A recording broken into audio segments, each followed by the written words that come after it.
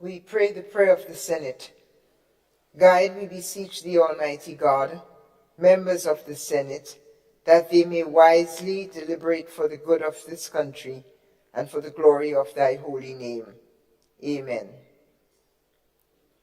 Honorable members, please join me in the Lord's Prayer.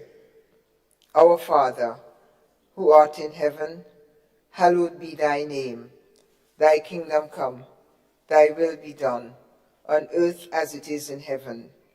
Give us this day our daily bread, and forgive us our trespasses, as we forgive those who trespass against us. And lead us not into temptation, but deliver us from evil. For thine is the kingdom, the power, and the glory, forever and ever. Amen. Pray be seated.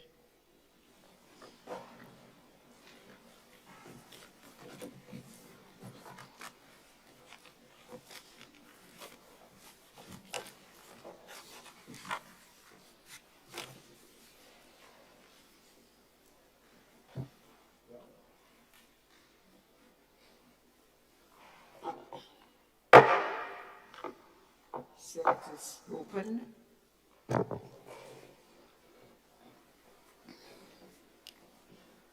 Item 3, oath of allegiance or affirmation of a new senator. Item 4, confirmation of minutes.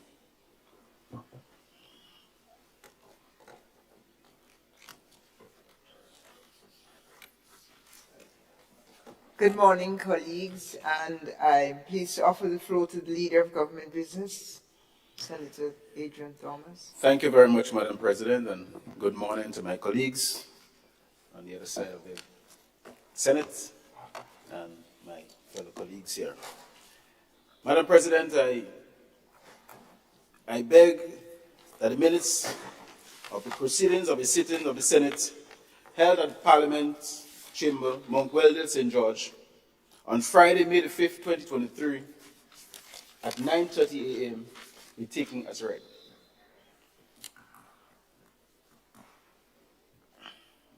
Honourable members, the question is that the minutes of the proceeding of a sitting of the Senate held at the Parliament Chamber here at Mount Weldale, St. George's, on Friday, the 5th of May, 2023, at 9:30 a.m. be taken as read. All those in favor, say aye. Aye. Those opposed, say nay. The ayes have it.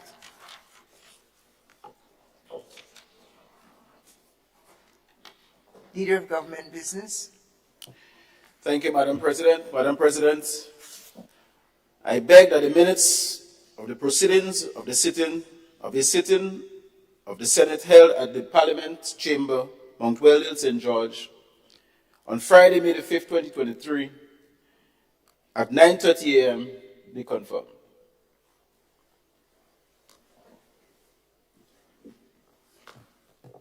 Honourable members, the question is that the minutes of the proceeding of a sitting of the Senate held here at the Parliament Chamber, Mount Weldale, St. George's, on Friday, 5th May 2023, at 9:30 in the morning, be taken as read.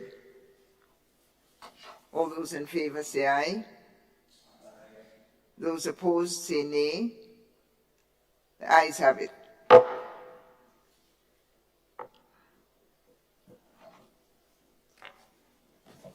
Item 5, messages from the Governor General. Item 6, announcement by Madam President.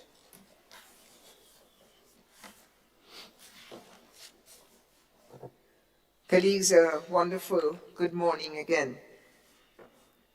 Just a few quick announcements. The President has received an excuse from Senator Nolan Cox, who is unable to attend our sitting today.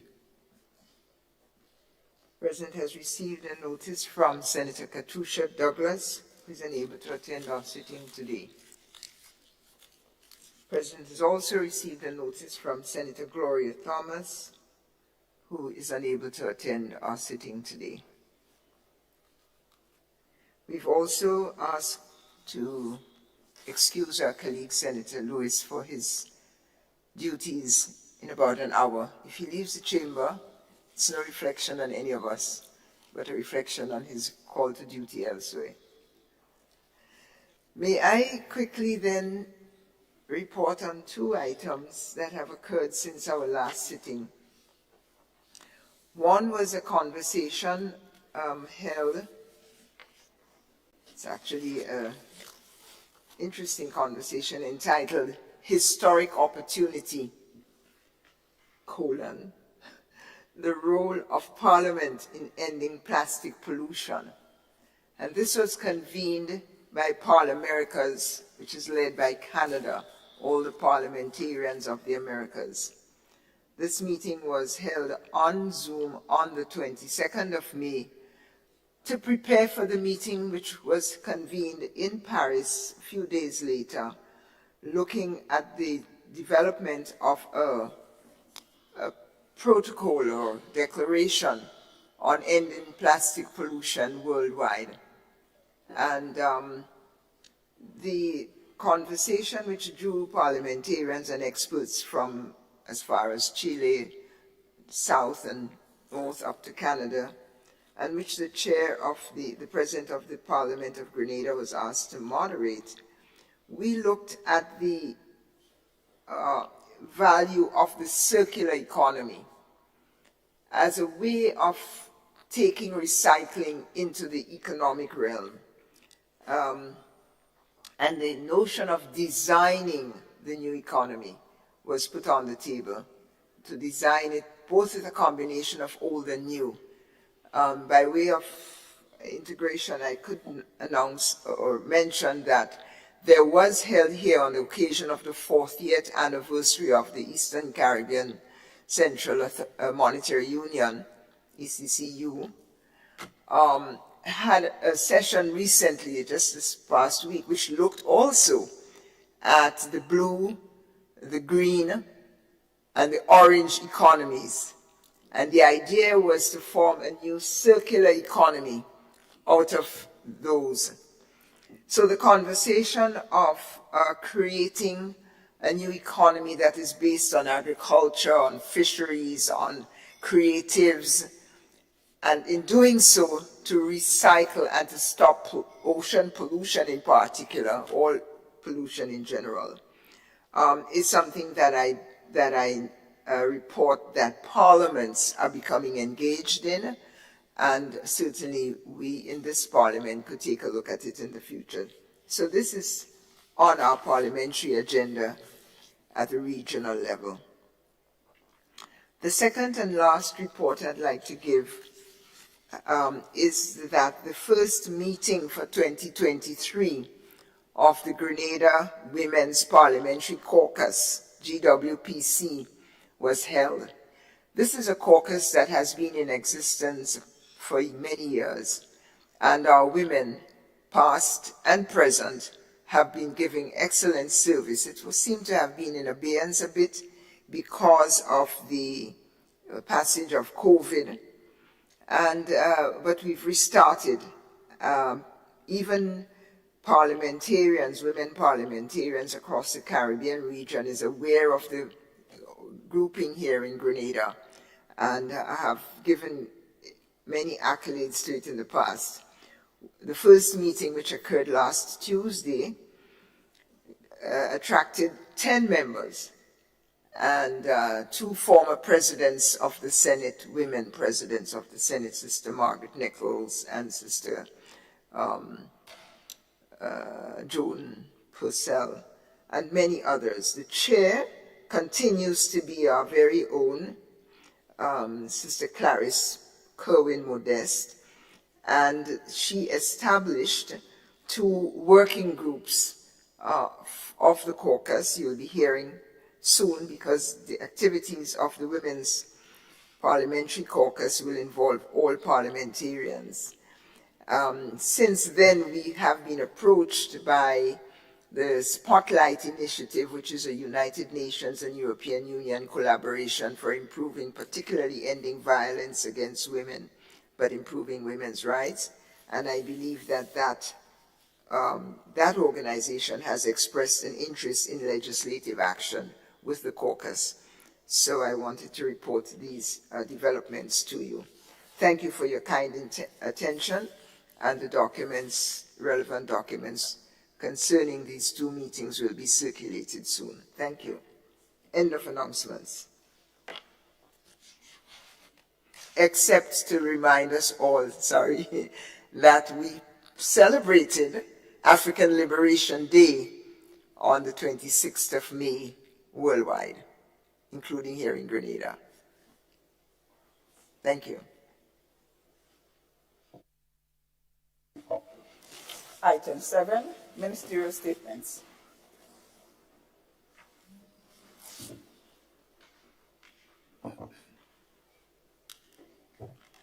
Senator David Andrews, you have the floor, sir.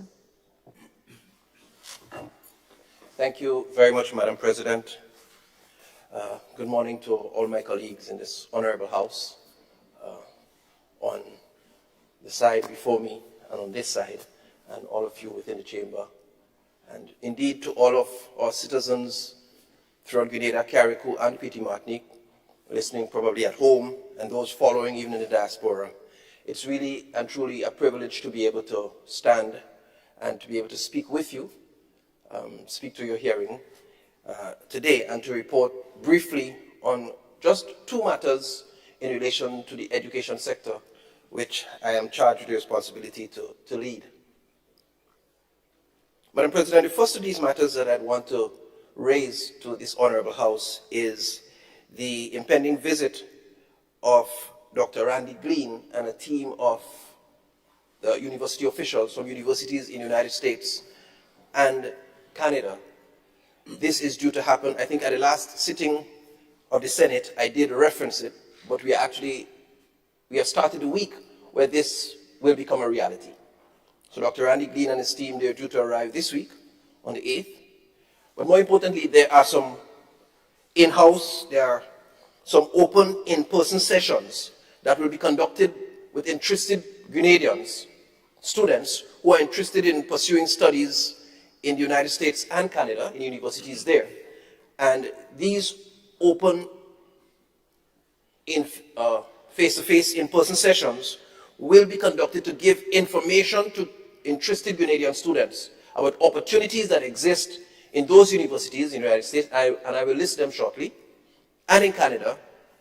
And the opportunities exist for scholarships, sometimes partially, work-study arrangements, students who have excellent academic records may even have complete tuition support. So there are a number of opportunities that exist, and so persons, I'm making a clarion call for persons across all of Grenada, particularly persons from the outer parishes, because it's been my observation since I came into the seat as Minister for Education that quite a lot of the education opportunities, they become less and less subscribed to the further out you go from St. George. Indeed, I'm not happy about that as Minister for Education of the entire state of Petite Martinique, Carriacou, and Grenada. And so I'm making a call for all Grenadian citizens who are interested in furthering your studies. There may be opportunities. I know of individuals who have left here and gone to the United States and studied under similar type programs and have completed the entire course of studies with minimal cost to them personally. This is a golden opportunity. So I'm encouraging all citizens who are interested in studying, particularly those from the outer parishes. So those of you from Telescope or Cafe or Mama Can or somewhere in St. John or St. Patrick's, Samaritan, please, I'm asking you, feel free to come. So on the 9th, on Friday 9th, those open sessions are going to take place. The first is going to be at 10 a.m. at the T.A. Marisho Community College. And the second will be at 2:30 p.m. The same date, the 9th, 2:30 p.m. at the Trade Center, the Grenada Trade Center. And those will be public events, so we are encouraging all of you to attend. The universities in question: Western Illinois University, Western Illinois University, Southeast Missouri State University, the University of Guelph, and that's Canadian, SUNY Brockport, it's American, Northwest Missouri State University, and our own St. George's University will be represented as well. Be advised that there are going to be representatives from financial institutions on site to give information as to how persons might further access loans and financing to further access the study opportunities. So I'm encouraging everyone to be a part of those activities. Madam President, I shift gears to talk about something that's of huge interest to all of us: the Caribbean Primary Exit Assessment. And I'm sure the nation, all of our parents, our education stakeholders and partners are all interested, listening keenly for the release of those results. Well, as late as yesterday afternoon, they were not yet on island, contrary to a lot of what was being propagated. They were not yet on island, but we anticipate that it's going to get here shortly, because CXC has given commitments that they'll be here soon. And even when they come here, the ministry has the responsibility to package it properly and do all the necessaries before release, to make sure it's in a form that makes sense to our school communities and the persons who use them. But as of this year, the ministry recognizes that we have erred in how we have been releasing the CPEA results over the years. We have been releasing publicly scores, students' ranks, and in our quiet reflection, we felt we have been encouraging, to some extent, as a ministry, and much to my disappointment as Minister for Education, teaching to the test. We have encouraged that a bit, because we have continued as a ministry to validate simply positions and high scores. So often you found that schools felt pressured into preparing students rigidly for particular examinations to make sure that a certain number of their students get featured in the top this or the top that or the top the other. And this, at the end of it, we produce students who get 15, 16, 20 subjects. Well, we're talking CPEA, but it continues through the system. But we teach the test rather than teach the children. That's an error. And we've perpetuated it for quite a while. In addition to that, the publication of student scores actually is in violation of the Education Act, which suggests in Section 161, subsection 5, the minister may publish the results of an assessment together with a commentary on them by the Chief Education Officer, but not so as to identify individual students or teachers. There's another section that speaks to the release of students' records and reports, Section 23, subsection 7. And it said, a student's record is privileged information for the use of the institution and the Ministry of Education officials in the performance of their functions, and is not available to any other person or institution without the written permission of the parent, or if the student is 18 years of age or older, the student. In other words, we have violated, Madam President, the rights of the students by mass publicizing scores. And then we've listened to the calls of many of our citizens. The emotional fallout for persons who get compared. My child did this. What your child do? Your child didn't do that? My child. People have been clamoring for it. And it's not to say that we are not willing to celebrate success. So I don't want anybody to run away with the notion that this is an attempt to throw cold water on celebrating success. But we ought to comply and function within the ambits of the Education Act as a Ministry of Education. We've listened to several people complain about the discomfort, the emotional, the psycho-emotional discomfort that is faced when it comes to that period. And so given all of this, as of this year, the following decisions have been taken. This year, all students will be placed in secondary schools. As we move towards universal secondary education, now we are aware that there will be a need to give support to the students who probably found themselves at the lowest end. And we are going to work vigorously. Already I've engaged my team at the Ministry of Education to begin putting together systems of support for those students. In the past, when it was attempted, we had literacy coordinators, and many of them are somewhere in the system, not deployed in the places they were supposed to be in the first place, many of them. So we are going to do an audit of that as well. But we are going to engage several other avenues to ensure that both in the summer that prepares them to go into secondary school, and thereafter, we provide support for them. But every child will be placed in a secondary school 2023, September. Further, the list of successful CPA students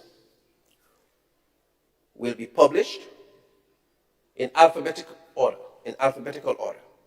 So there'll be no scores consistent with what the Act suggests.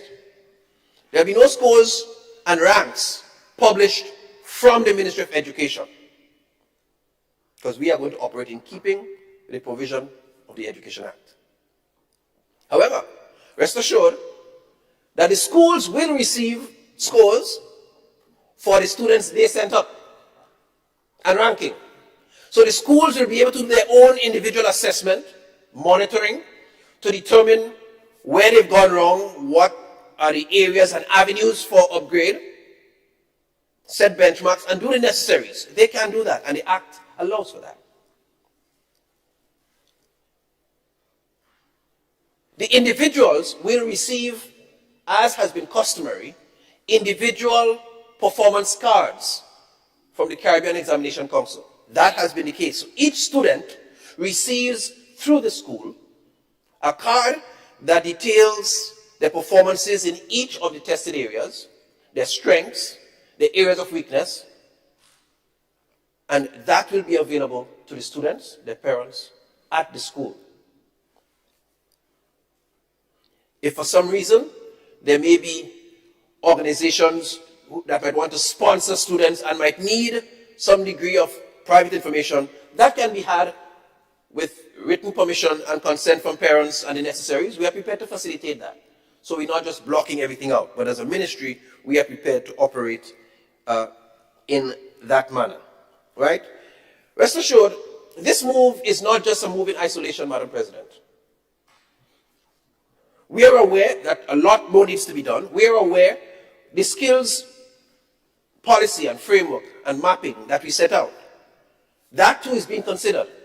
Our plan and policy thinking to mandate education to 18, that too is being considered. And where we feature students' opportunities to diversify or choose a particular career path, that is being considered as well. All of these are being tied together, and we feel confident that at this point, it makes no sense delaying and pushing back and waiting for 5, 6, 7, 10 years. This is a train that's going to be painted while we move. And so we are aware, we want to give everybody access. In fact, and the Sustainable Development Goals, number 4, speaks to access to education for all. United Nations Sustainable Development Goals. And so we are confident that this move takes us closer to fulfilling SDG 4, access to education for all. And put together with all of the other policy directions that we are taking in education, from TVET to mandating education till 18, we are confident combined, and the efforts we are putting to stem the problems that are occurring from lower down in the system. Because we are confident, now I didn't say this before, but we are putting tireless effort into addressing the literacy and numeracy challenges at the early childhood level. At the Ministry of Education, we are embarking on several initiatives there, because it's our distinct belief that if we address the literacy and numeracy challenges down there, we'd have a lot less of those things to deal with upwards. The poor performances in mathematics, we believe, is largely contributed to by a lack of literacy and an ability to read and comprehend what's being required, what's being asked. And so we are working down there too. But while we try to work on those and have them come up with a proper skill set, we know we need to deal with those who are already in the system and who are suffering with some of these challenges. And so, Madam President, I am happy to have reported those 2 matters in relation to the education sector for the benefit of members of the House and all of our citizens across Grenada, Carriacou, and Petite Martinique. I thank you very much. I thank the Honorable Senator, Minister of Education. Thank you. Ministerial statements continue. I see the request for the floor from Senator, the Honorable Jonathan Lacrette, Minister of Health. Thank you, Madam President. Senatorial colleagues, pleasant morning to everyone. I trust that all of you are well. Senator Andre Lewis's mic was on. He's entitled to ask the Minister for clarification on it. Thank you. Senator Lacrette, may I halt you as you so graciously concede the floor to one of your colleagues, Senator Andre Lewis, who would like to put a question to the last presenter. Senator Lewis.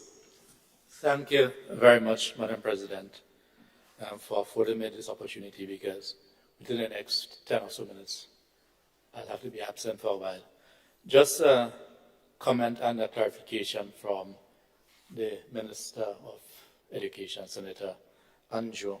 I'll start with this last presentation first, just to get some clarity on the aspect of the publication of the list coming out of the CPA and universal secondary education for everyone. I'm not sure if I got it correct. What's the link? The results will not be identified in terms of any particular score. So the whole list will be published. Once you sit the CPEA, everyone who sat that will be published. Yes? Okay, I just want you to confirm that. So, Correct. Okay.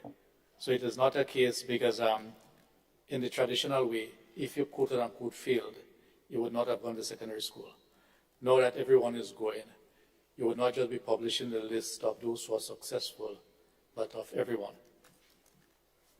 Right. Thanks very much. Correct. Just a suggestion on your first contribution, and we must continue to compliment the ministry and the government for seeking to make educational opportunities available to our people. And it is interesting that you observe that the further away you move from St. George, the less opportunities that have been taken, and you are seeking to address that. So may I suggest the following. Next time, rather than having 2 of the sessions in St. George, in Tamsisi and the Trade Center, let us bring the opportunity to further out from St. George. So next time you may wish to consider holding that opportunity of engagement in St. Andrew or St. Patrick. That is a practical way, in my view, to bring the opportunity to the people. That's just my suggestion before you go. Thank you. So thank you very much, Comrade Senator Lewis. That's right. Somebody says comrade sounds better. But yeah, much appreciated. The truth is, we did consider that, but given the time frame that the visiting team had, they come in on what's a public holiday, so quite a bit of that is lost. They were not able to come in before that, so everything had to be crammed. And they had a very, based on what they needed to get done, the commute time and all of that may not have allowed, but it's something I did personally think about, even as I reflected on the very comment that I made. But I just think the time frame didn't allow for it this time. But well noted, and it's something that we are always prepared to do. Thank you. Senator Lewis. So that another added advantage will be for our visitors. It gives them an opportunity to see Grenada, and that will help us in advertising ourselves. Thanks. Thank you. Thank you, Senators. Senator Lacrette, you may continue, sir. I just want to ask Senator Lewis if he shows that he's finished.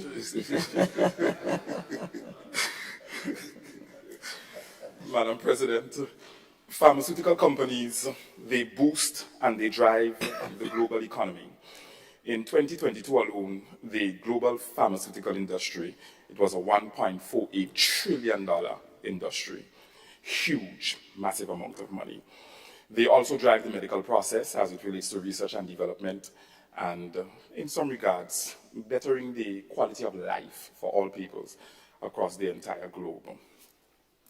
With that being said, upon assuming office in 2022 last year, we recognized that there was a backlog of invoices that we had as it relates to honoring our commitment to OECS PPS, that's our regional pharmaceutical procurement process. And as a result of that, we moved speedily to ensure that these backlog of invoices were taken care of in a timely manner. I would like to report to the nation that to date, we do not have any of these invoices that we are owing to. And as a result of that, the procurement of the pharmaceutical process moving forward should be much smoother. Yeah. Over the past 11 months, we have done our best to ensure that we cleared our bill with OECS PPS so that we can have access to the pharmaceuticals that we so desire here at our main tertiary medical institution on island, and also some of our subsidiary institutions as well. You must understand also, Madam President, that whenever you have a backlog of invoices, especially with these kind of regional bodies, they don't honor your requests for pharmaceuticals, regardless of how dire your situation is. As a result of that, my team and I, we moved speedily to ensure that we engaged pharmaceutical distributors here on island, as well as pharmacies, to ensure that in the event we have another incident like that happening, our local pharmacies and wholesale distributors can assist us in ensuring that the gap is filled with the pharmaceuticals that we need until. Yes. So at this particular point in time, we did receive a stock of pharmaceuticals last week, I believe, and we have since distributed that to our general hospital and also subsidiary institutions. And we trust that things are going to be much smoother moving forward. Yes. Secondly, on May 25th, 2023, we hosted our second Grenada Shifts. I think one of the main objectives and one of the reward coming out of it is highly personal. It's hearing people saying, I'm going to start back my walking. I'm going to start back juicing. I'm going to start back exercising. That personal commitment to ensuring that there is a level of awareness as to the importance of physical exercise and mental health and well-being is now coming to the surface because nationally, I believe we've had the opportunity to inspire and motivate and invoke that feeling that individuals can get up and be self-motivated intrinsically and look after and be protagonists or champions of their own health. So it was a success. Over 1,000 people came out. And for me, somewhat, it's not really about the crowd. The crowd is going to come out, and whether or not people like the music, don't like the music, or just want to meet and greet, that's not what it's all about. Because I believe that by and large, you can see that people are being engaged in some form of physical activity. And we just want Grenadians to be aware that your mental health is important, your wellness and well-being is important, and as a result, this is our wellness agenda from a ministry's perspective, and we want to encourage them that the next Grenada shift that we're going to have, come out in your numbers, come out and stay healthy, come out and stay strong. That's one of the only ways that we're going to beat our non-communicable disease percentage here in Grenada. So thank you very much, Madam President. That's my contribution. I thank you for moving the country. Any other ministerial statements? The Leader of Government Business, Senator Thomas. Thank you very much, Madam President. Madam President, I rise to inform this Honorable House and also the general public and the farmers in particular of one area in which the Ministry of Agriculture is preparing to assist our farmers. Madam President, as we all know, agriculture is very high on the agenda, on the transformational agenda of this administration. And one of the aspects that we want to embark on at this point in time, as I speak, is the whole question of assisting our farmers who are willing to contribute in food production. Madam President, feeding our population is necessary. And as I have mentioned on many occasions, we saw the importance of feeding our population when we experienced Hurricane Ivan in 2004 and COVID in 2020. And more recently, we are feeling the shocks of the war in the Ukraine, between Russia and the Ukraine. Madam President, we have come to the conclusion that we must produce food.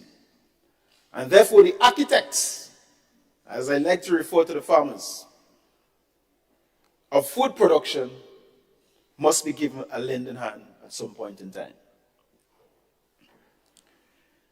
And so, Madam President, we have reviewed the program that we had to assist the farmers, which was called Farm Labor Program. Madam President, it was similar in nature to the debushing program. And we realized that clearing of land for the preparation of plantings of the planting season was not all. We looked at the different aspects of the farm program and the requirements of some of our farmers. Because we came to the conclusion that there are farmers who are genuinely in need of help to clear the lands. And there are landowners who have land not being cleared and wait on the golden opportunity to utilize the resources to clear the land and plant nothing. We want to avoid that. And therefore, Madam President, we have come to the conclusion that in order to increase food production and to increase our production and harnessing of the resources at sea, we must look at the different aspects of agriculture.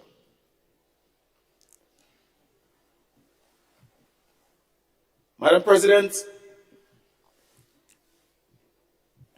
We are prepared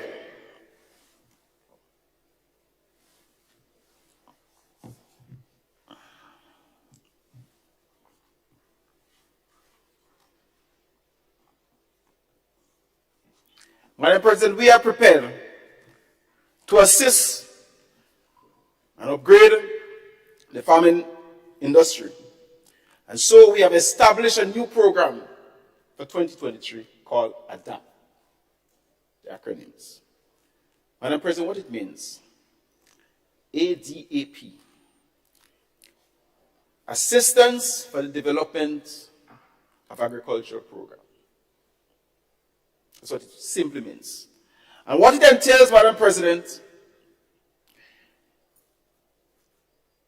is that we're going to assist the farmers in the cultivation of crops and livestock. And people in the fishing industry will be part of it, Madam President. The management, we're going to assist them in that particular area also. Madam President, we want to support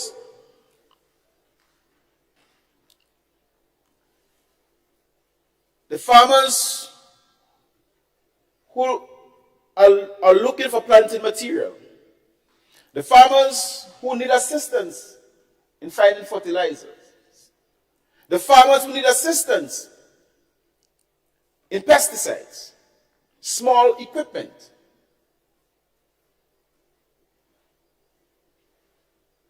Madam President,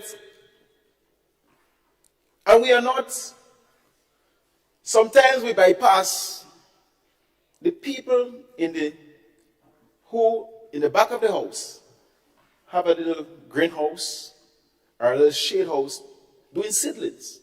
A very important aspect that many times we bypass. They must be recorded as farmers. And yes, this new program, Madam President, will be reaching out to even the people with the nurseries. But most of all, Madam President, there is a training aspect in that program. Because 10 bags of fertilizers will not be delivered to your farm without you understanding how to apply the fertilizer to vegetables or to tree crops.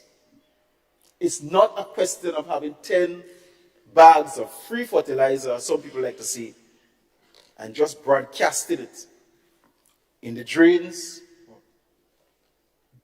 where the root system, because it is fibrous, it's been thrown away so far that it cannot reach the plants. And then there are plants like the mango orchards or the citrus orchards, where the roots spread much further, and you will have to apply the fertilizer much further away from the main stem of the plant, because the root feeds from the tip, and they must understand that. And therefore, farmers must subject themselves to any level of training that we are advocating in this new program. Madam President, we are also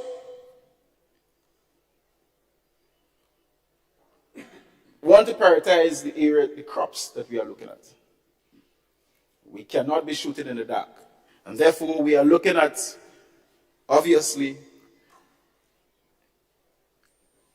the farmers' representative, my good friend Senator Sinclair, will be happy to hear that nutmeg is the top priority.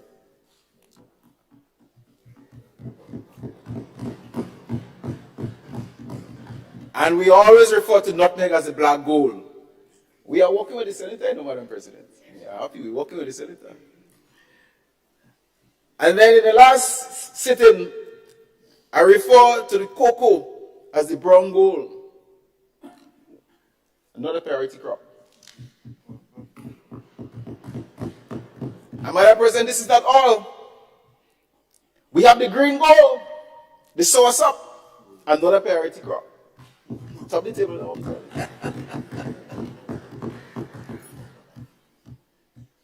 And the mangoes orchard. The mangoes, any yellow gold. Madam President, we have just gotten the opportunity to export mangoes again, and we want to make sure that the demand that we can meet, well, we cannot meet the demands. I mean, 120 square miles is not sufficient land space.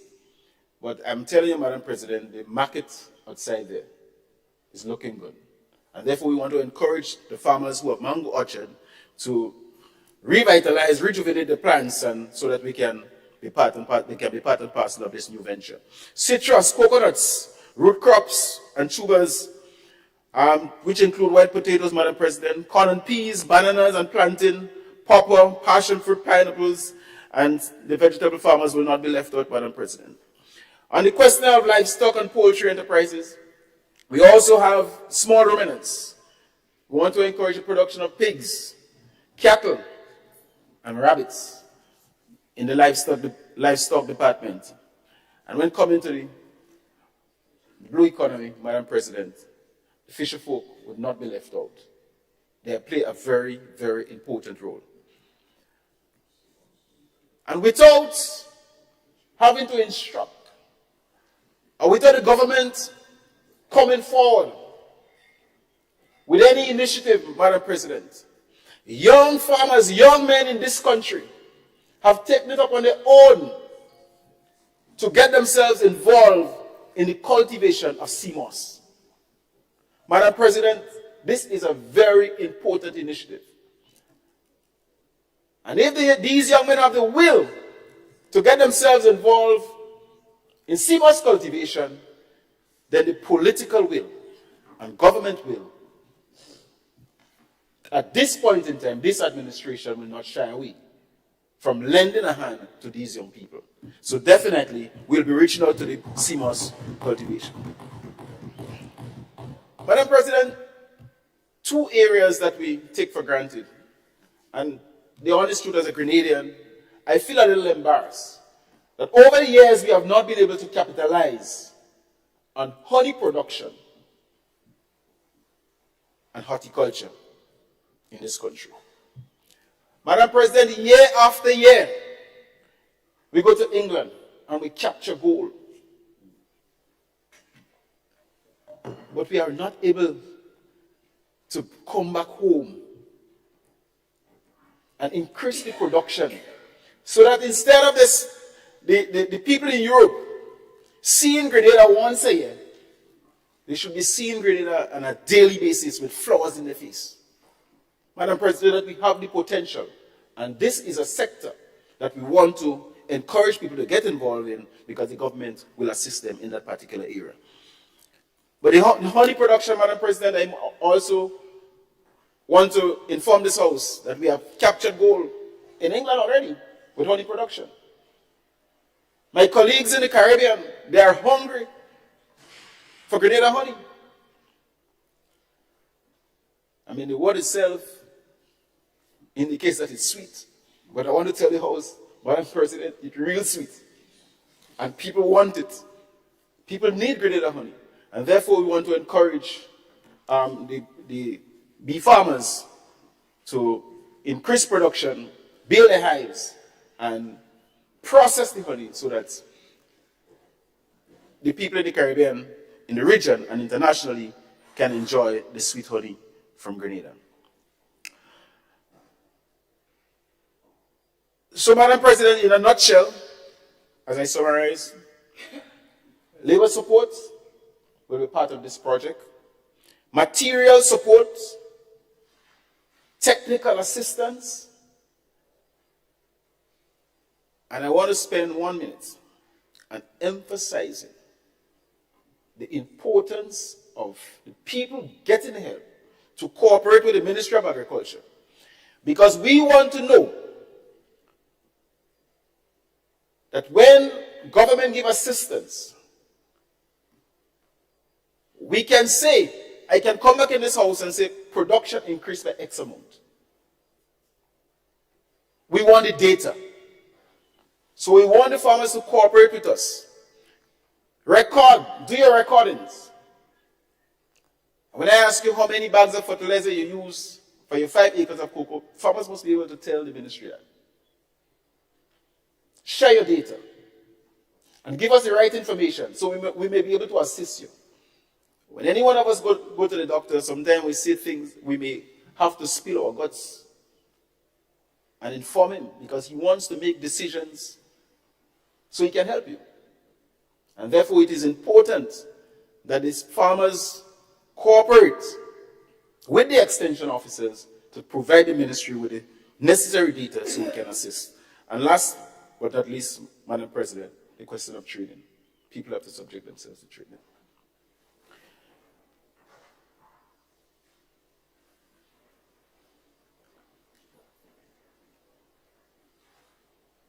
Finally, Madam President,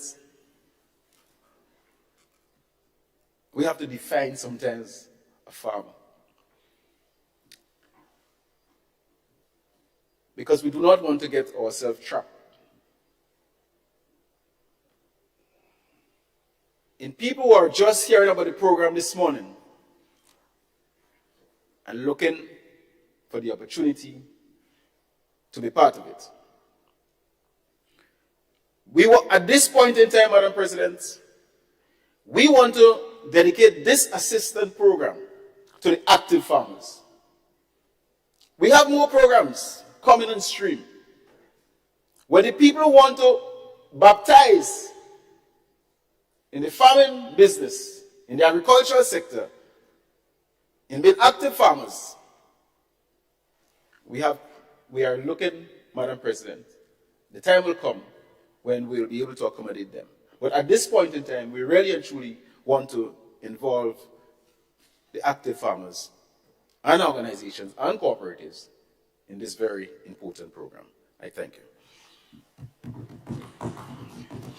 I thank the Minister of Agriculture, Honorable Adrian Thomas, for his report, emphasis on report. And I see the request for the floor, which is granted to Senator Roderick Sinclair, Senator for Farmers. Have the floor, sir. Thank you so much, Madam President, and good morning to yourself and the rest of my colleagues within this honorable house, and of course to our viewers, listeners on the outside.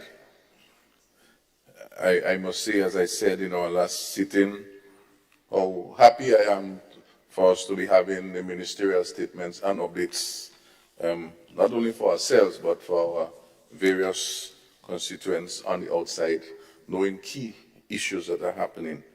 Of course, I will not have such presentations on agriculture being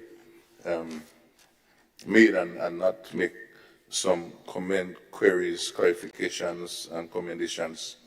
I want to commend the program. The name of the program also is good. The idea of active farmers, I think, is very important, of course, because you need to start somewhere so that we can get traction. I like the idea of the holisticness, because a lot of time you'll see some of these programs, and I myself had serious agitation on this in the past, that it is mainly focusing on crops, and cutting bush. I had serious issues with that, and so I trust that the definition as presented here to involve fishing, livestock, and the other crops, the various goals. You know, in Olympics there is bronze, silver, and there is gold. In Grenada we have our 5 goals. Of course, this is good. And the nutmeg, the cocoa, the soursop. Only yesterday I was meeting with the Exporters Association, trying to farm back, and the question they left me with is, what is the government, how do we engage the government on the issue of soursop production and all of those things? So I know they'll be very happy to hear this.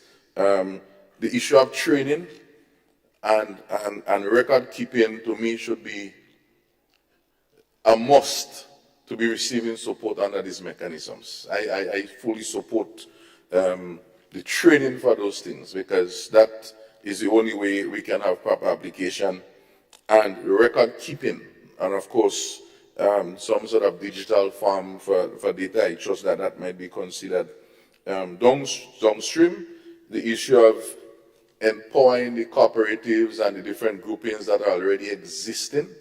Of course, we would need some sort of help because some of our organizations are not strong enough. And so the question I really have in all of this, the particular issue of management for these different groups and so on is a concern that I've always had, because farmers, fishers, as the case may be, they work hard.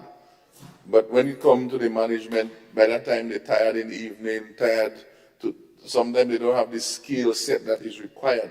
Not that they don't want to do it, but they don't have the cash flow to even do those books and call meetings and keep minutes and those things. And so I would like to get some sort of clarification from the honorable member, if you have any idea as to what this management support will be at this time, or maybe at a later date we could always get the feedback. But I think this is a very important part in the success factor. Thank you. Thank you, Senator. And it was a rhetorical question. I don't think you were seeking an answer. So we can move, great, we can move swiftly on. Thank all the senators for their statements. Oh, I see a light on. I see the light off. I see the light on. It's on. Senator Adrian Thomas. Well, Madam President, I don't believe that I will come to this house and don't get a serious question from Senator St. Clair. So, however it comes, I'm prepared. As a young boy growing up, I was always a scout, and we carried the motto, be prepared. So, Senator St. Clair, no problem. Madam President, yes, we view management as very critical, and we will definitely be calling on the Senator to assist us in that particular area. The government cannot train every individual farmer in this country. There are over 10,000 farmers. So one of the areas, Madam President, the government will be embarking on is to mobilize farmers. I mean, mobilizing people on issues, on particular subject is very crucial. And when you mobilize farmers, not necessarily that you're going to give them the training themselves, the government, Madam President, but the farmers will be able to help themselves, find themselves in little groups. It's only last week, or this Saturday, Madam President, the people of Baylor was able to organize themselves voluntarily and paint a community center that could have cost maybe $10,000 in painting. And people coming together. We have to mobilize our people on that level, at that level. The world is no longer a spoon-feeding world. You Google, you go on YouTube, and the information is there. So we have to mobilize and direct our farmers how to assist themselves. But at the same time, there are farmers, Madam President, that will have to hold their hands, and we will be catering for them. But the young farmers, Madam President, I show, with the assistance of the ministry, we'll be able to direct them to assist themselves in that particular area. Thank you. Thank you, Senator.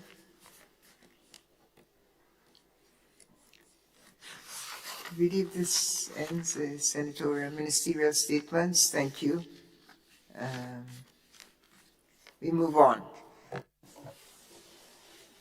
Item 8, presentation of papers and reports from select committees.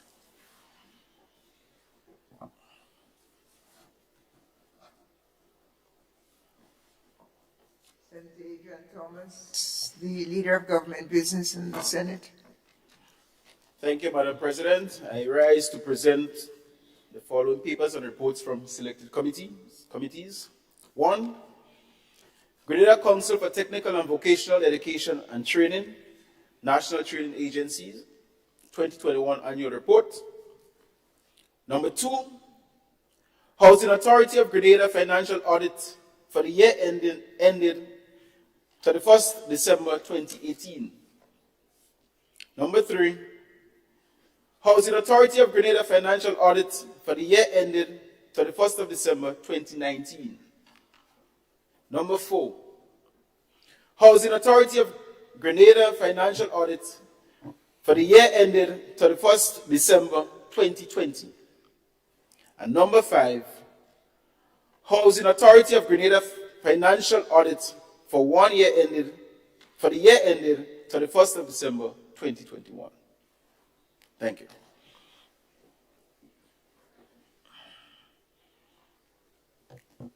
Thank you, Senator Adrian Thomas. Discussion on the reports.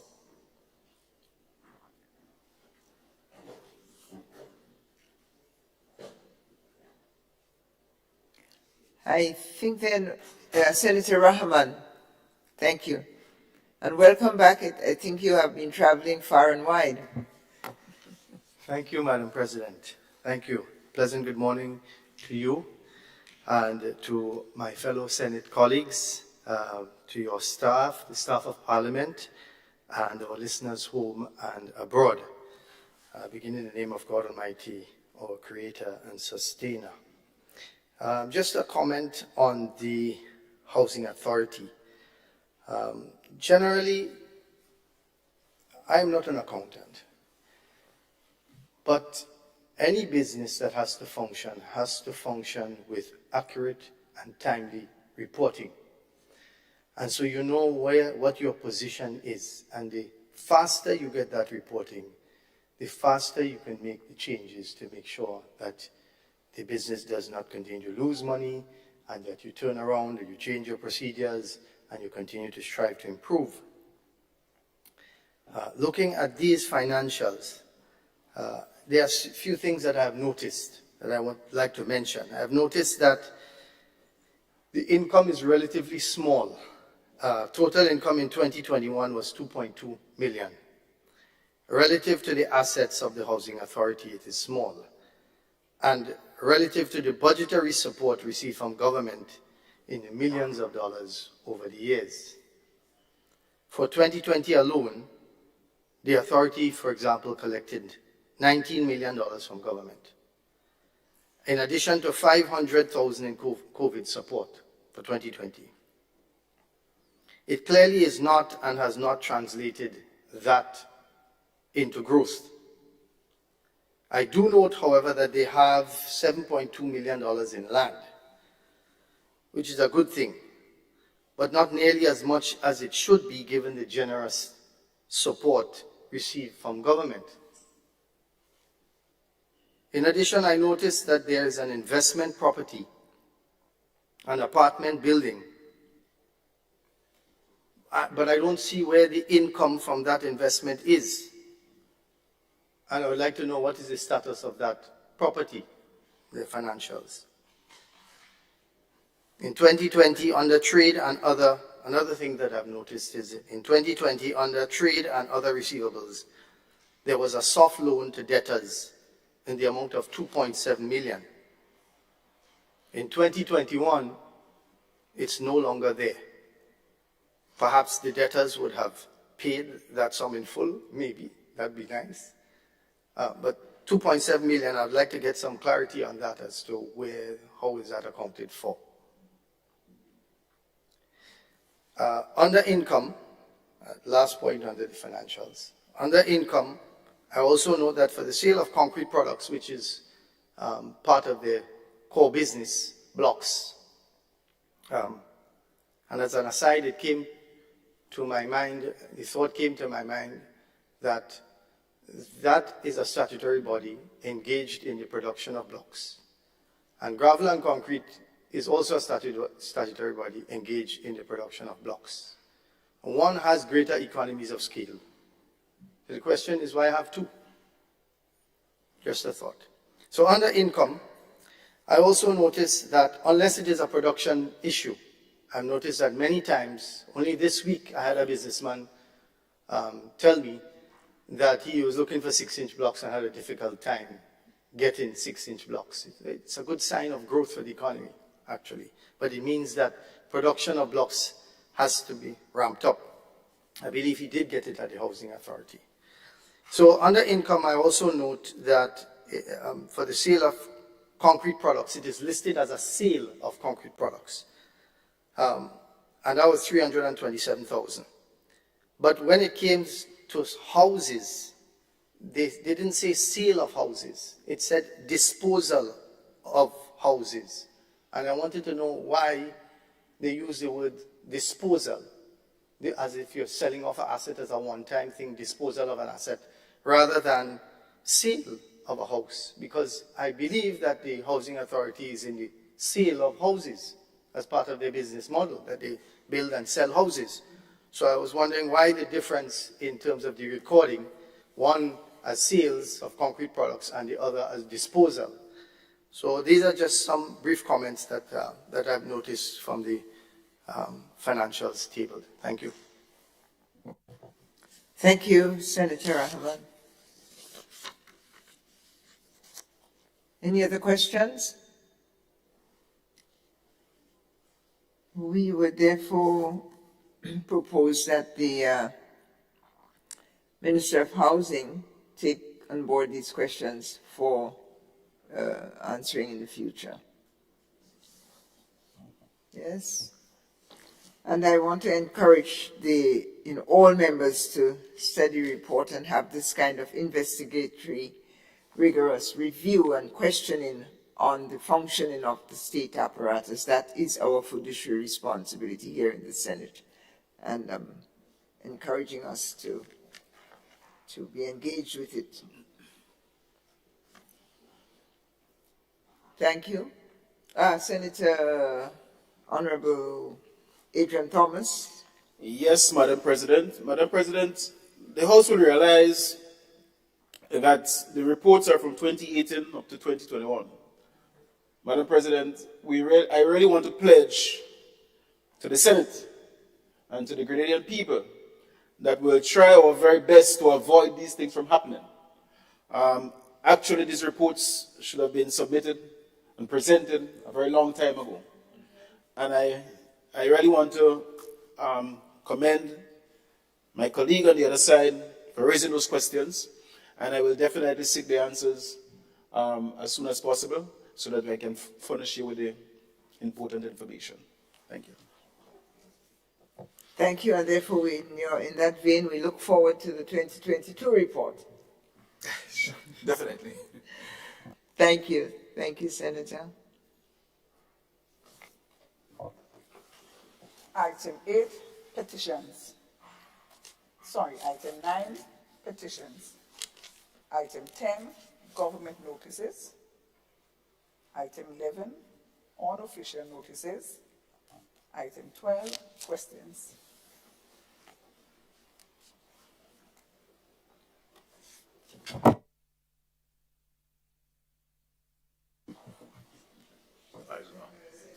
Senator Roderick St. Clair. Yes, Madam President, good morning again. Regarding, of course, there are some parts we want to again commend, of course, as was promised from the last sitting, the leader of government business would have emailed the responses. Of course, there were some unanswered parts which was clearly stated not available at the time. I'm not too sure if the honorable member would have had sense being able to receive updates for those, and I have two follow-up questions based on the responses provided. So I can't wait to get his responses. Thank you. Honorable Leader of Government Business. Madam President, in relation to part 2 of the question, the long question, the qualification and experience of each member of the technical working group, I am pleased to inform this House, Madam President, that many of the directors, members of that working group, Madam President, have achieved university degree. And many of them have a wide range of experience in that particular area. So our administration, Madam President, was quite comfortable with the qualification and experience of the members of the working group. In relation to part 4,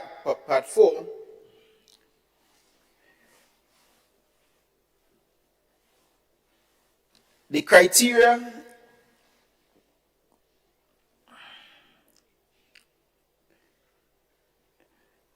used, Madam President,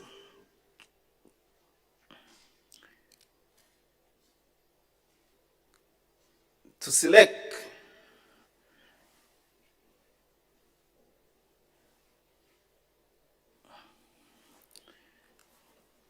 first of all, the investigation that was carried out and the marketing board was quite clear that this institution lacked a lot of managerial principles in its administration. And therefore, where this institution found itself was very unpleasant to the Grenadian people in general, and the government in particular. And therefore, it would have been irresponsible of us not to move swiftly to take the necessary action. And my good friend, Senator Sinclair, I guess is quite aware, because I'm happy to know that Senator Sinclair may have spent quite a bit of his life in that particular institution. And we all know what happened there. Madam President, when coming to selecting people, we look at the qualification. We look at the experience. We look at the skills in terms of what they offer, what they bring to the table. And we conclude that by using these criteria, we were quite happy that the members of the committee were the most suitable people to sit in the chair to do the work that we are asking them to do at this point in time. So it's based on the qualification, the experience, the skill set. I think we are quite happy, and the nation will get the kind of results that it deserves. I thank the Leader of Government Business in the Senate and offer the floor to Senator Roderick Sinclair. Thank you, Madam President, and thank the Honourable Member regarding the contributions for those unanswered parts. I have two follow-up questions, more for clarifications than anything else, in that, in terms of whether or not this committee ever started functioning, did it meet, etc., and based on the daring nature of the situation, whether there was any functioning of the committee meeting, advancing the work that it was tasked with. And the last part of the question originally, which spoke on whether or not there was a compensation or remuneration, and there was a yes to that answer, which I was sort of shocked, bearing in mind, Madam President, the motion presented way back when to look at the review of the MNIB. One of the factors that put the motion on hold at the time, had to do with the Senate imposing some cost on the government by causing this review to take place. I was taken aback to realize that actually there is a fee being paid to the committee as presented in the answers. And as a result, as such, it would be interesting to find out what is that fee structure and how much payment might have been accrued, if not disbursed yet, but at least time on the job since the commissioning of the committee, it will be interesting. Query as a follow-up. And this ends my matters pertaining to this, unless some interesting response come again.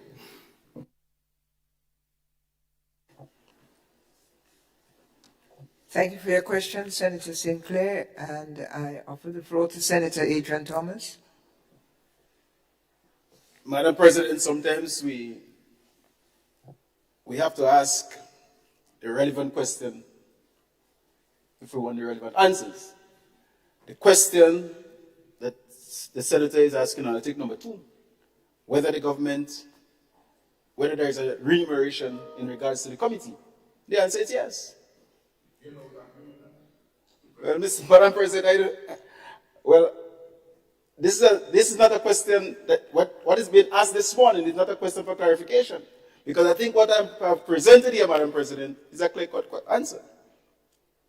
So this is another question that the senator is asking.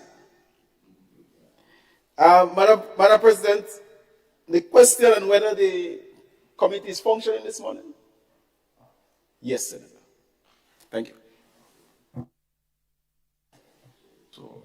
Thank you, Senator. Senator Sinclair. So I take it, Madam President, I need to submit a new written question to get that answers to the remuneration. I would, no, because if it's remuneration, we want to know what is the cost. This is for achieving that, because that was a very important point I must note. So we can't just be spending money. Was that even budgeted for? Where is the source of the funds for that? You know, so I would submit a follow-up question on that, Madam President. Thank you, Senator Sinclair.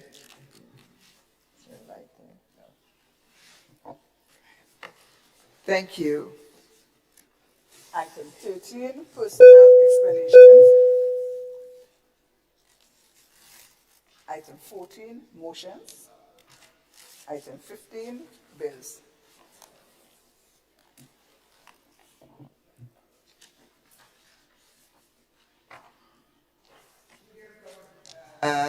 Senator Adrian Thomas, Leader of Government Business. Madam President, I rise to introduce for first reading a bill for an act shortly entitled The Agreement for the Establishment of a Partnership between Member States of the Caribbean Community and the African Export-Import Bank Bill 2023.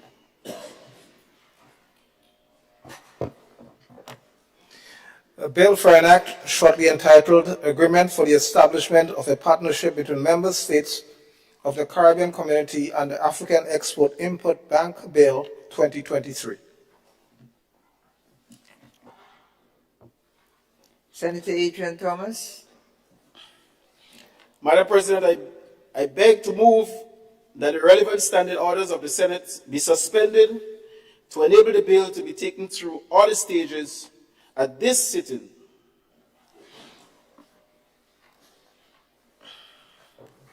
Honorable members, the question is that the relevant standing orders of the Senate be suspended to enable the bill to be taken through all its stages at this sitting. All those of that opinion say aye. Aye. And those of the contrary opinion say no. Ayes have it.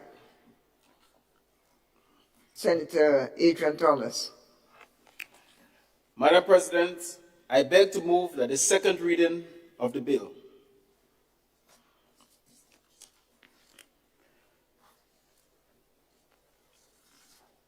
Madam President, it's a very, very important sitting on this particular day. It's a day, Madam President, when as a nation we are engaging in doing business with our ancestors. It's a day, Madam President, when we have something that we can talk about that will replace where many of us like to see where we come from. And while there are many good things happening in that continent, Madam President, Africa, sometimes it's a little bit depressing to talk about the slave trade. But today we are engaging our brothers and sisters in a very positive light. And this is, Madam President, we are engaging Afrexim Bank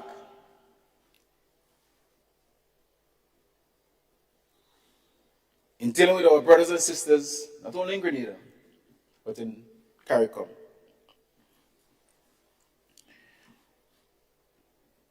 Madam President, this important institution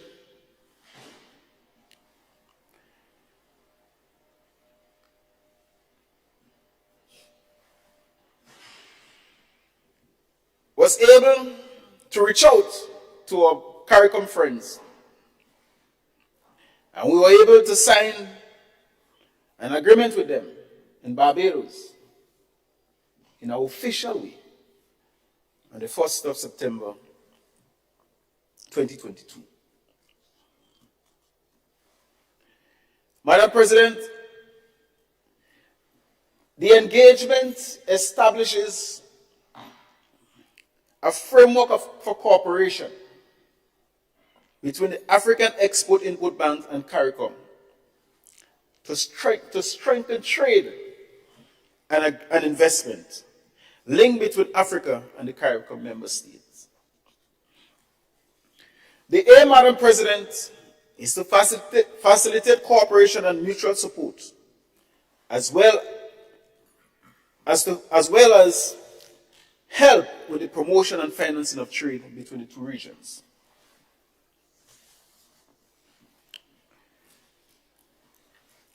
Madam President, it is important as the African nation, the African Union, see the need to reach out to their brothers and sisters in the diaspora. Because they have considered us. They have not let us go. They consider we in this part of the world as members of the diaspora. And therefore it is important that they reach out to us.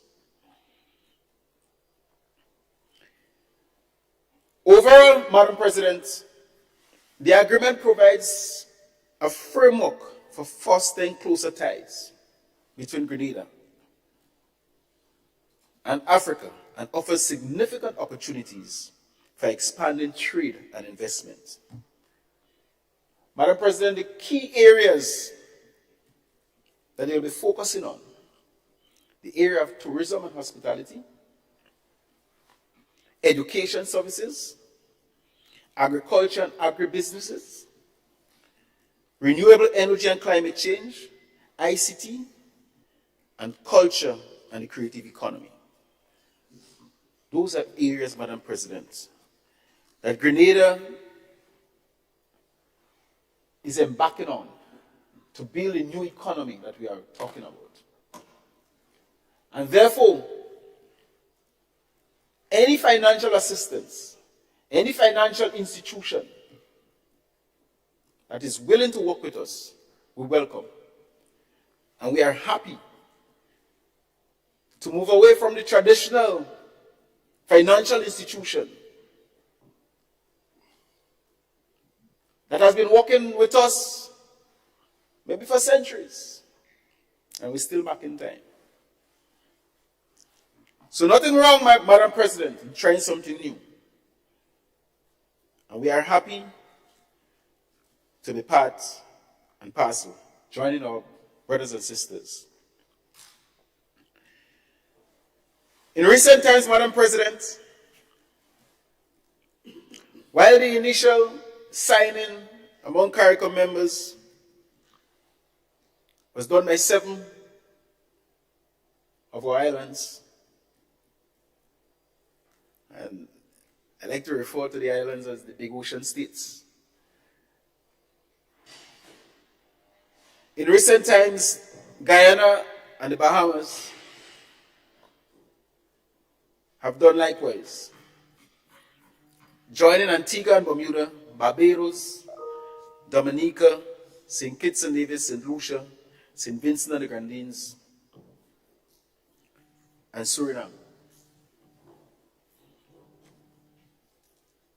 Madam President, for many of these countries, the agreement has already entered into force. It has taken effect.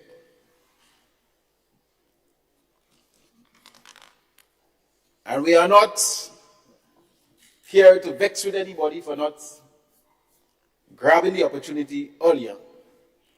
We are not late. And therefore, see my good friend smiling. I guess you're enjoying a glass of water, right? Madam President,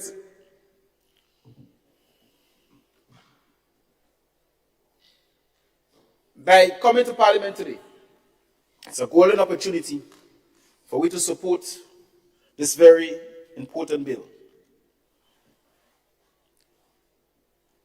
Because the fact that Grenada is a juralist state, the agreement must be incorporated into the domestic laws of Grenada through an act of Parliament to be of legal force and effect in Grenada. And therefore it is important that without any hesitation, we support and get this bill through all its stages.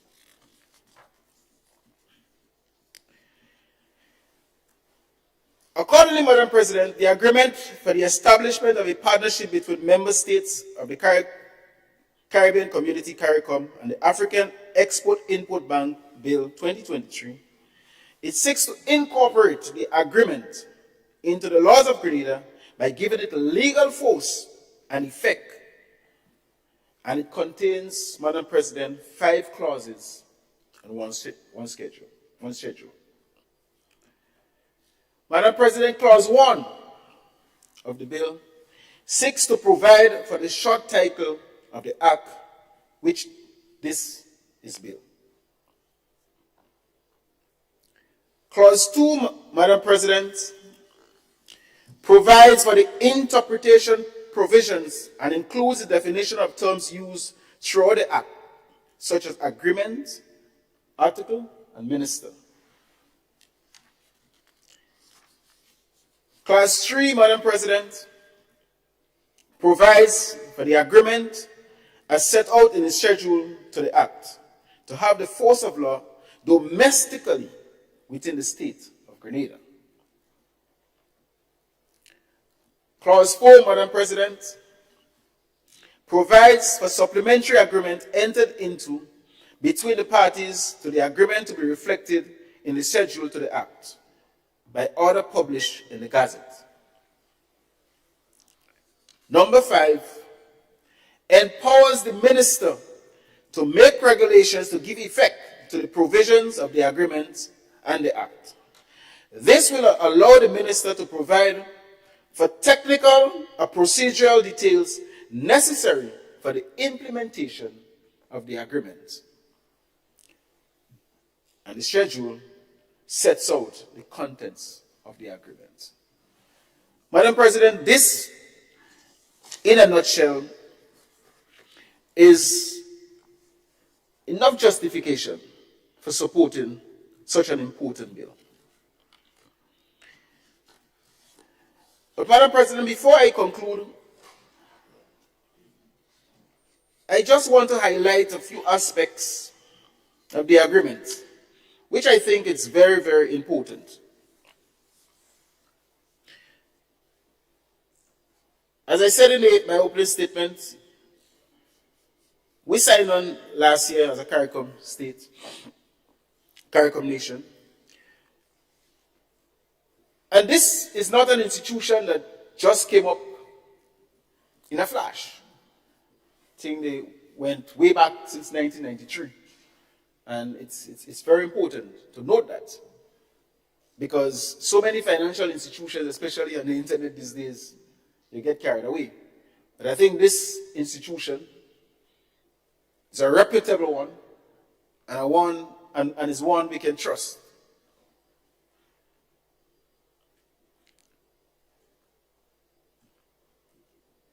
We have also come to the conclusion, Madam President, that in our country, in Grenada, with 120,000 people, it's a very small market. And wherever we can spread our tentacles. I outlined this morning the different goals that we have. The black gold, the brown gold, the green gold, the yellow gold. If we're not producing those things to get it out of Grenada, we are still making backyard gardening. And therefore, if we are thinking about exporting, if we are thinking about the region as our market, as the international community as our market, then it is best to make that connection with this very, very important bank, Madam President. Madam President, Article 2, 1, subsection 2, it says to promote to the extent permissible under the establishment agreement the financing by the bank of export and import of non-traditional African goods and services of member states of the Caribbean community in any appropriate form through extending direct or indirect credits to eligible businesses in participating states. I want our business partners and friends in Grenada to start thinking outside the box. It's a golden opportunity. It facilitates trade. It's not a question of lending you X amount of money and doing what you want with it. Sometimes you borrow a lot of money and don't put it in the productive sector. This is a golden opportunity for financing some of our productive sectors, Madam President.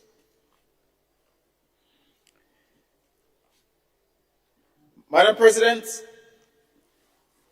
subsection 4 of this very same article, insurance and guarantee service covering commercial and non-commercial risk associated with African exports and exports of member states of the Caribbean community.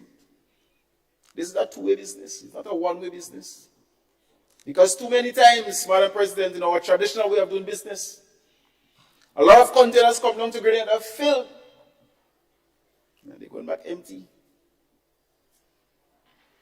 We have to think outside the box and take this golden opportunity not only as recording it in the old traditional way as how we used to do business with other international institutions, but this is a two-way affair, a relationship that we are trying to build.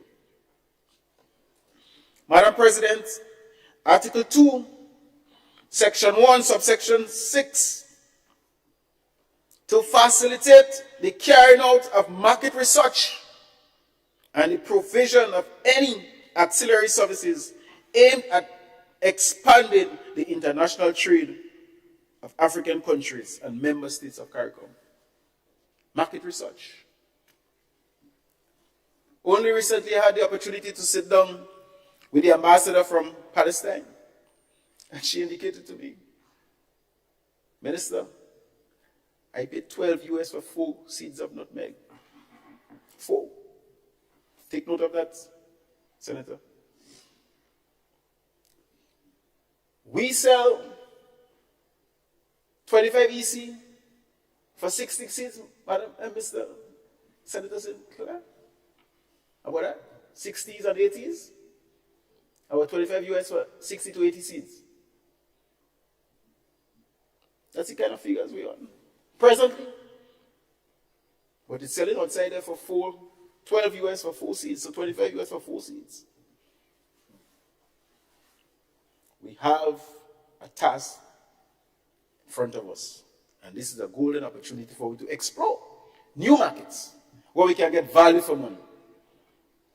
So rather than producing and harvesting millions of pounds for export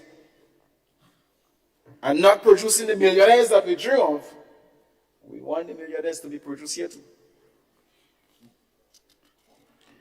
Madam President,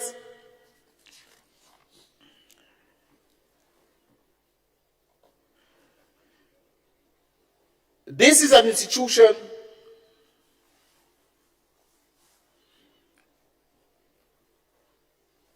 that believes, as we read it, in participation, genuine participation of all members. So it's not a question of Afrexim Bank sitting in Africa and determining your own destination. We have a say once we become members. And therefore, this is a very important institution. In Article 6, is prepared to subject itself to competent jurisdiction whenever we have disputes. This is positive. It's not a question of high and mighty and the third world or the people below. Madam President, we have an opportunity to sit down and have genuine discussion with an institution of that nature. And therefore, it is very, very important that we embrace such a golden opportunity where we have a voice. In wrapping up, Madam President,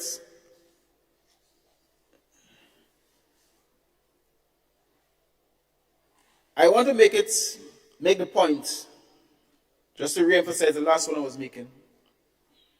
When you have an opportunity to sit down and negotiate, and you have an opportunity even to, if you have to go to a tribunal to select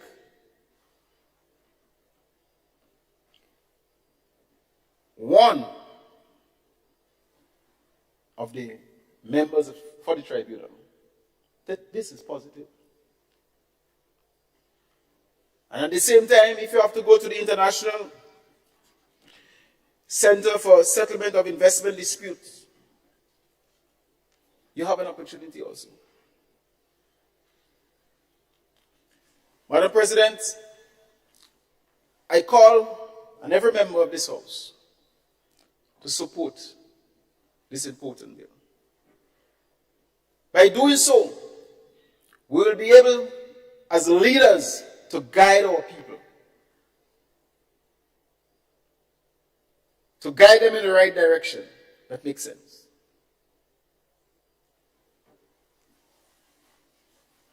And therefore, I hope by leaving here today, each one of us will be very comfortable. Thank you.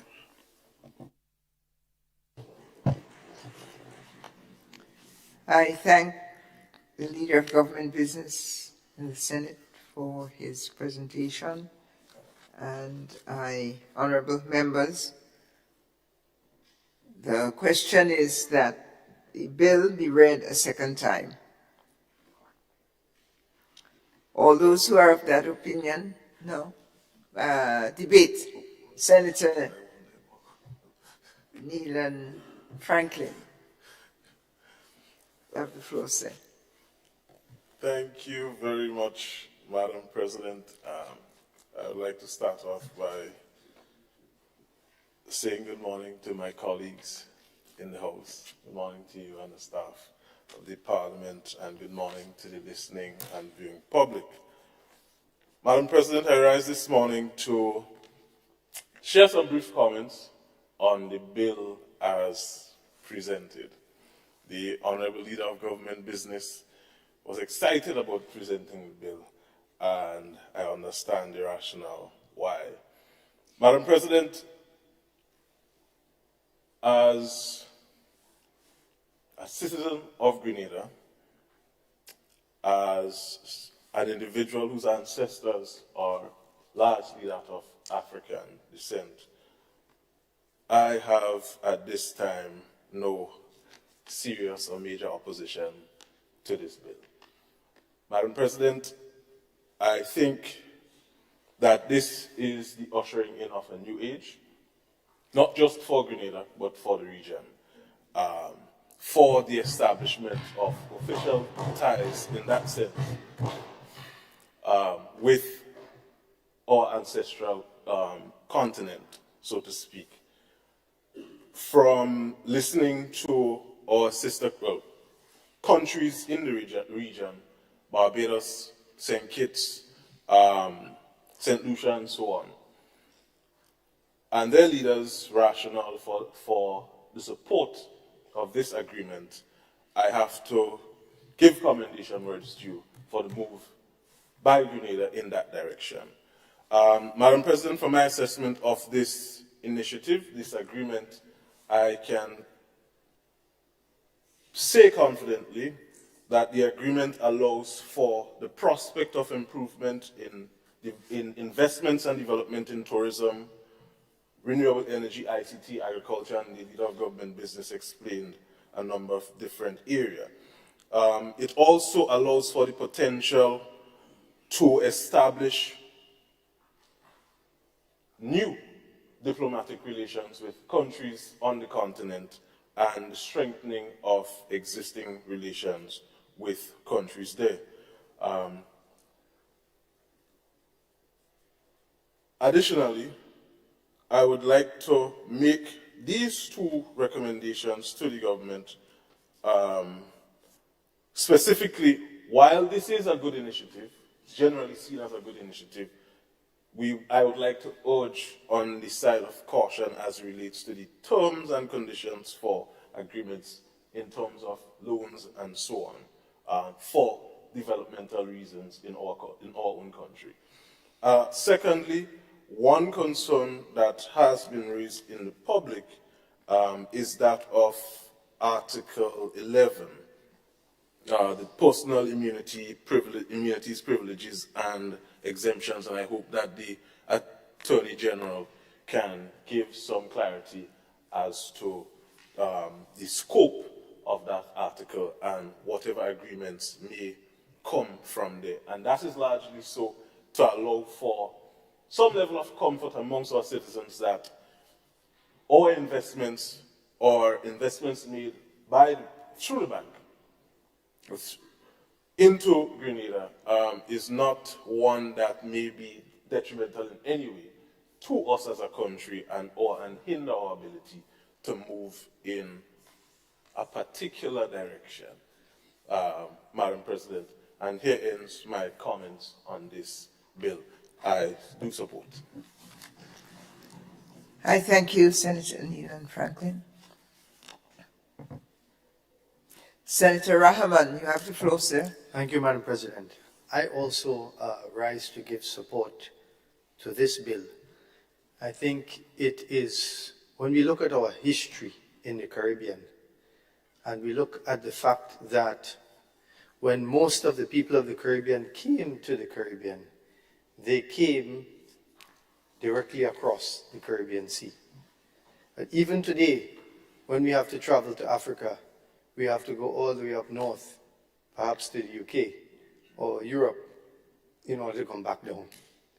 So the amount of fuel that is spent from an economical standpoint, just to go up to come back down, doesn't make any sense. And so in terms of not only banking, but this bill speaks to trade. And this is what business is all about, trade and investment. And so I'm happy to see this. I'm happy to see that they also provide LC, letter of credit, guarantees and so on.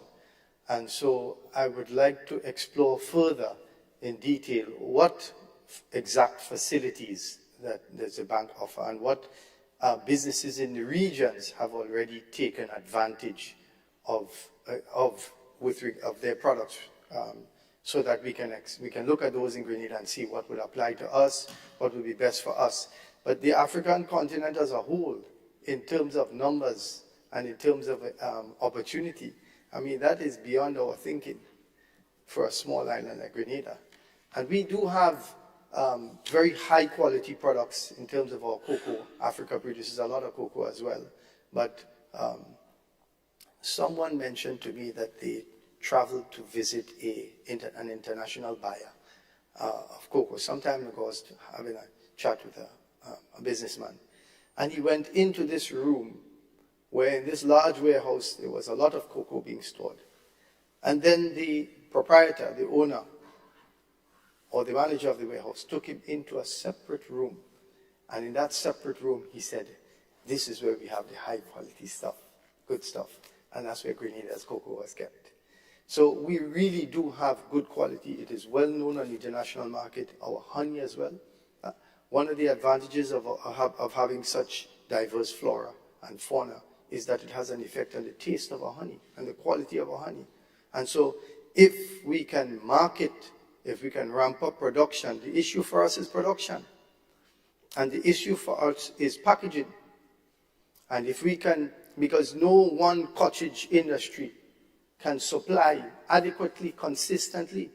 So these are the two challenges that we face, production and also packaging. Marketing is easy, that's the easy part.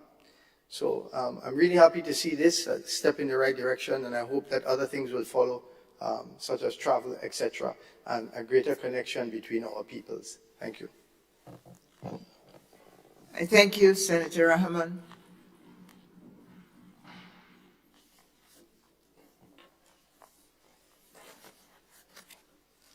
Other requests for the floor? Senator David Andrew, you have the floor, sir. Thank you, Madam President. Madam President, Grenada's connection with the mother continent, like several of our other Caribbean neighbors, our connection has been marred and dominated by the darkness of the 400 years of the transatlantic trade. The transatlantic slave trade. Yeah, let me make sure I make that clear. Where over 15 million, reportedly 15 million, over 15 million men, women, and children were victims of that system.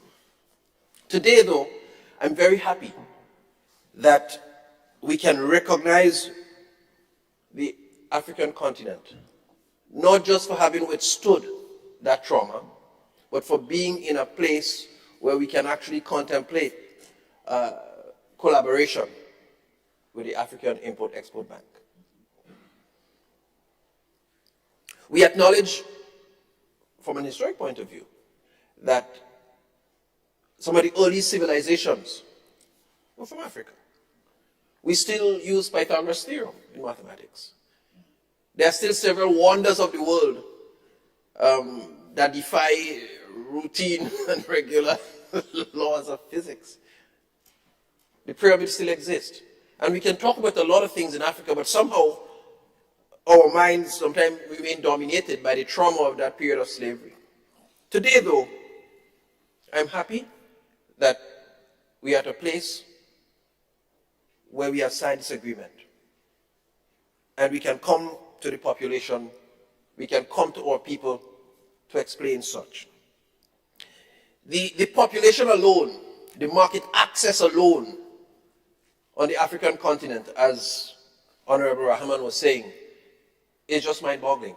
When you consider that we just have 100,000 people, and probably in one city you'd have a few million. I mean, I went to one conference the other day, and in one city, the number of students alone over 800,000. But I'm just saying, when you talk about the population alone and the market access, it could probably absorb everything that we can produce on this landmass if we get the trade going well. And so I'm happy that we'll have probably increased access, not only to market, but probably to cooperation, culture. Some years ago, we had one of the tribes coming to Carriacou and claiming and owning, and Senator here might be able to tell me more, the big drum as one of their cultural things, and were able to place the people from Carriacou, from Sierra Leone, right?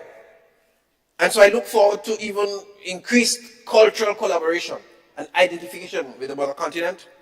And I just know that the opportunities are potentially limitless if properly explored and exploited. And so I give full support and commendation to this bill for collaboration with the Afrexim Bank. Thank you, Madam President. Thank you, Senator David Andrew.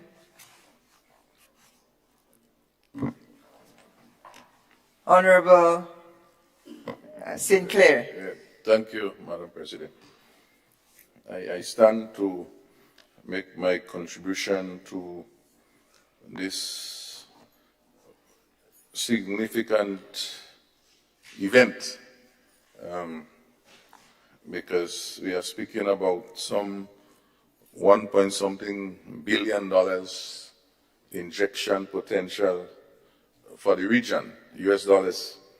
And of course, I'm seeing this, as the rest of my colleagues, more than the money and more than the bank. The bank might be the door, but there are many more. In fact, having left school many years ago, I had to do a little research this morning to see a few things, and I was looking and realized that Africa, the internet is telling me, that is the second largest continent in the world. I didn't even realize that. And it says further that it has the second most populous country, well, continent. I can't say country because if we understand the dynamics of Africa, and this is something that we need to understand, United States of America is one place. There is no United States of Africa. Africa has over 50-something different countries that are individually managed and have its own laws and regulations. In fact, one of the biggest challenges that Africa has right now is trying to achieve the Africa Free Trade Area to enable trade among their own selves to reduce all those tariffs and challenges. So I say this to say that when we speak of going into Africa, depending on the access point, because of the whole landlocked nature of the country, as you cross borders from different country to country, there are independent regulations and issues, as is the case with the EU. And as we see with the Brexit, what has happened with the UK leaving the European Union, the whole trade logistics and documentation, all of this just changed overnight and creating a whole nightmare. I'm not saying that would happen in Africa, but I'm saying that in everything we do as a region, we have to look at those potential risks and how we manage it. So this is opening statement. I want to say further that while we are excited, we also need to have a strategy. Do we as a region, and in Grenada more specifically, have a strategy? At what stage will this strategy be developed?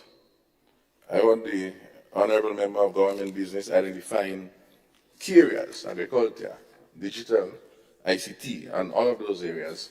And I trust that those will be formed and emphasized because there will be different enabling environment, different regulations, empowerment that would have to stimulate not just organizations and businesses in Grenada, but also businesses within the African continent would also be looking for enabling environment to form partnerships or to create their own investment. In fact, as you would have seen, I think the Republic Bank of Trinidad already gone into Ghana. We don't have a bank to go anywhere. Maybe Coop Bank may look at going into Africa as our own indigenous bank. But we must note that other banks in Africa can also come. In fact, I was reading before this session some comments by the Honorable Mia Motley out of Barbados speaking about the Canadian banks are going. So what happens if Africa banks come? Well, that's the words. I'm not making that up. So the point is that again we have to manage that we're not in a gold rush, a rush into the region as others are moving out, and because it looks good, we don't strategize for our people.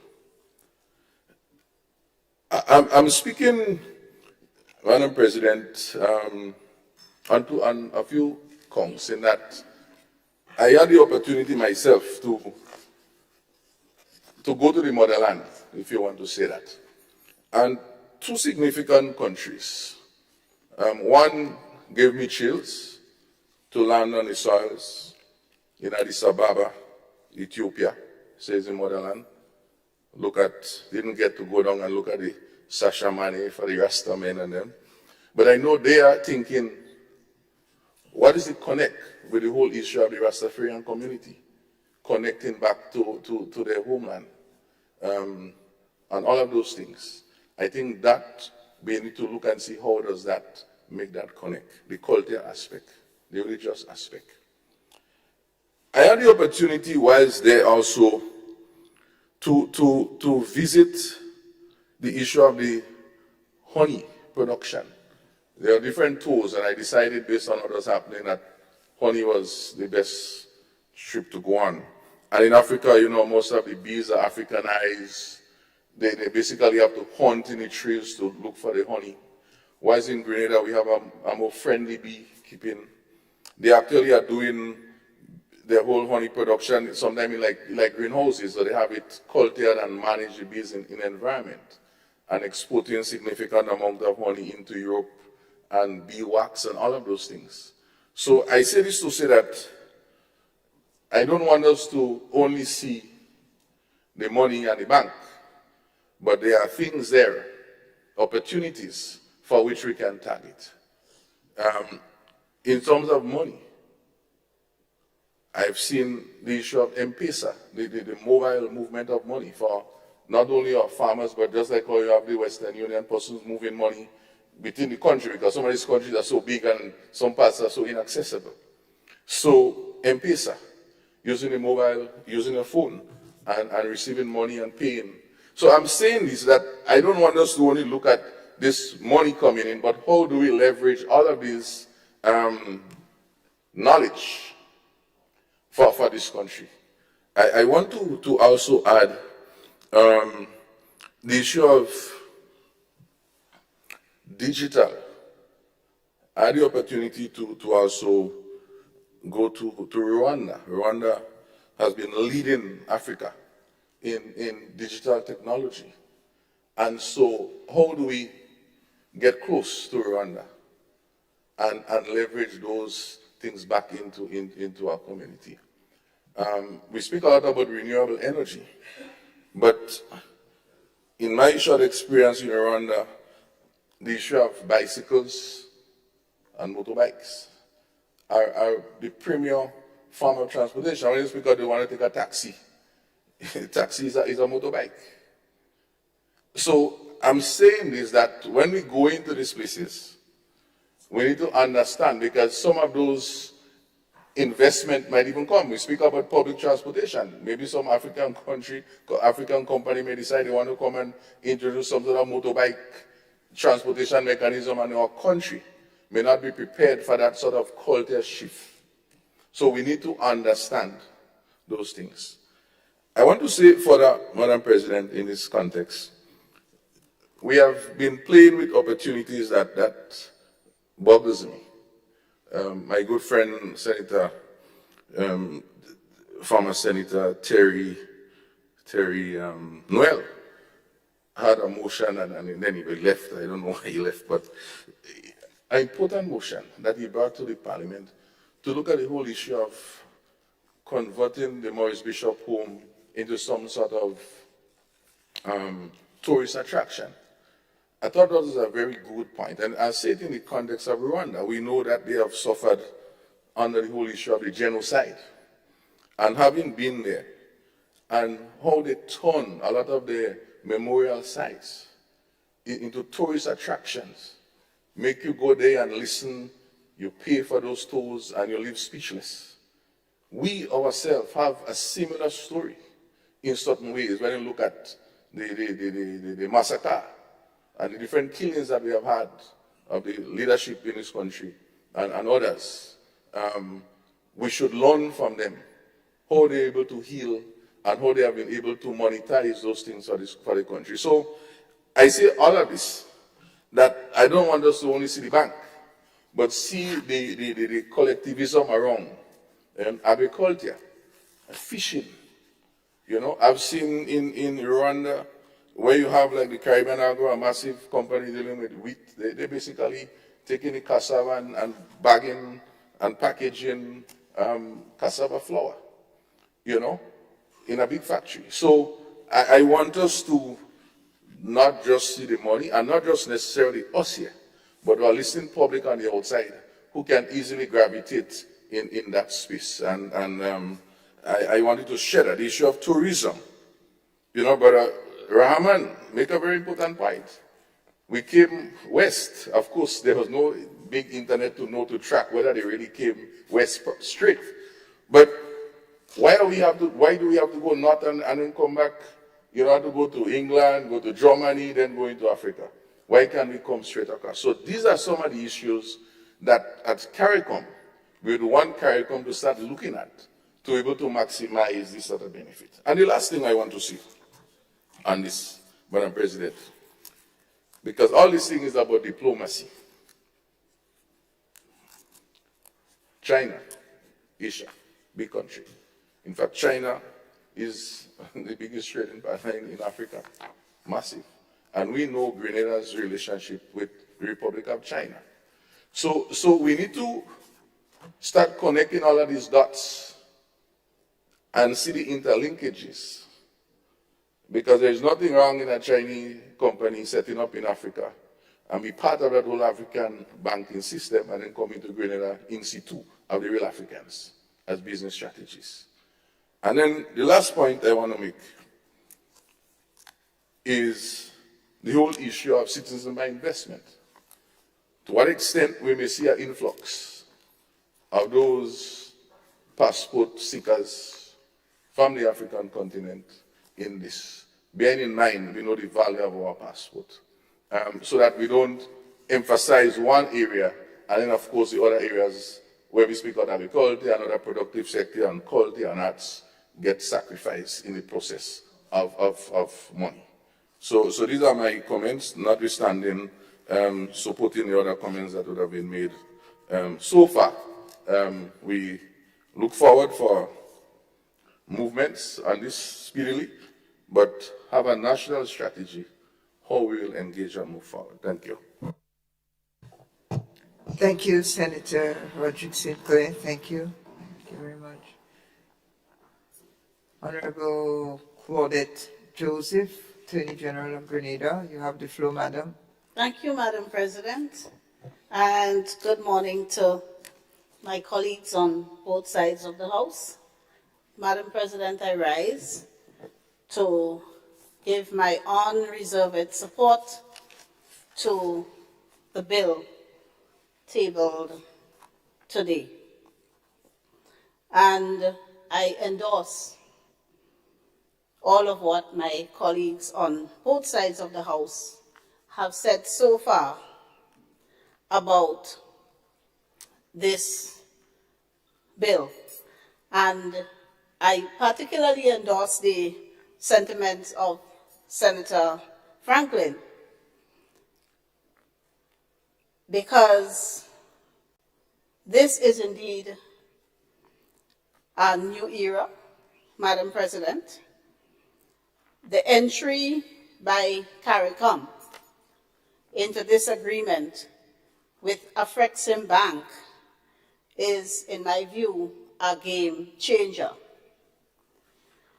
And it is good that the agreement with Afreximbank is with CARICOM as opposed to just one country, or each country engaging in a separate and distinct agreement with the bank.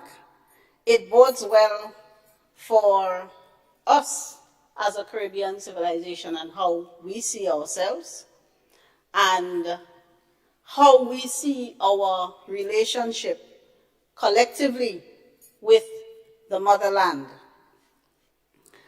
As my brother, leader of government business, mentioned, that when we think of the motherland, oftentimes our minds are clouded by the memories of the slave trade and slavery. And oftentimes we shudder, sometimes we even well up with tears when we think of some of the hardships that our ancestors had to undergo to survive not just the Middle Passage, but the experience of slavery. And I am particularly pleased that we, the descendants of the slaves, are able to reconnect in this way, in this era, with our brothers and sisters in the motherland. I think what we have is a coming together of the best of all of us, because we are the best. We are the survivors. We are the children of the strong ones. The weak ones didn't survive. They died on the ships during the Middle Passage, or they succumbed to the rigors of slavery. We are here because our ancestors were the real strong ones, and they survived. So the best of the motherland today is connecting with the best of the diaspora. And I commend, and I'm happy that the proprietors of the Afrexim Bank, and not just the proprietor of the Afrexim Bank, but the African Union of Nations, saw it fit to find this unique way to embrace and connect with the African diaspora, of which we form a significant part. And I am equally pleased that our government and the other regional governments are progressively thinking enough and visionary enough to embrace this initiative with the African Union and specifically the Afrexim Bank. So the agreement that was entered into in Barbados on 1st September 2022 has seen so far more than half of CARICOM already signing on. To date, we have Antigua and Barbuda, Dominica, Guyana, St. Kitts and Nevis, St. Lucia, St. Vincent and the Grenadines, Suriname, Bahamas, and now Grenada. So that's 9 of us, and there are 13 CARICOM member states. And this is in a pretty short space of time. So I know in the not too distant future, it is quite likely that all of CARICOM would have signed on to this agreement that we all enter into on the same terms. The agreement is unique in that while the Afrexim Bank is in the same nature as other international and regional financial institutions like the World Bank, the CDB, the IMF, while the bank itself, the Exim Bank of China, while the bank itself is similar to those kinds of institutions, and let me plug in the answer to your question, Mr. Senator Frederick. Franklin, sorry. I don't know why I call you Frederick. My apologies. The question you raised, I'm going to just plug in the answer here now, in relation to Article 9 of the agreement, it is one that you would find in all similar type agreements.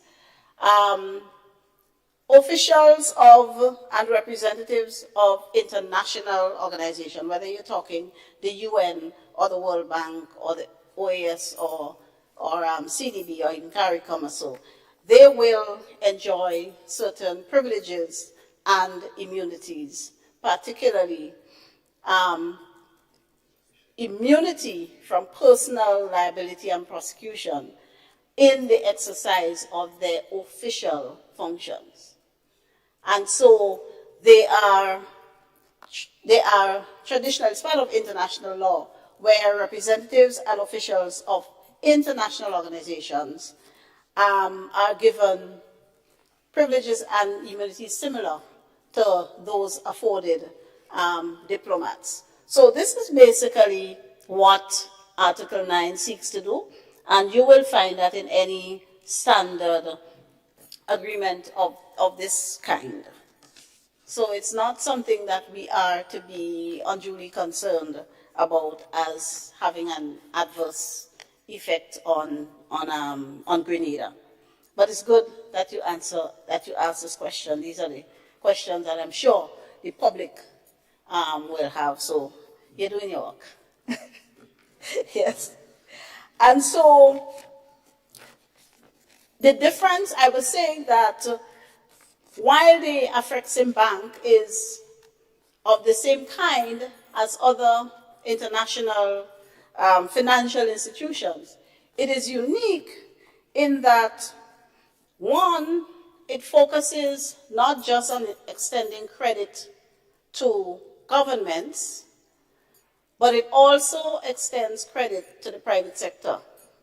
So government, as well as the private sector, may directly engage the facilities or access the facilities that the bank has to offer.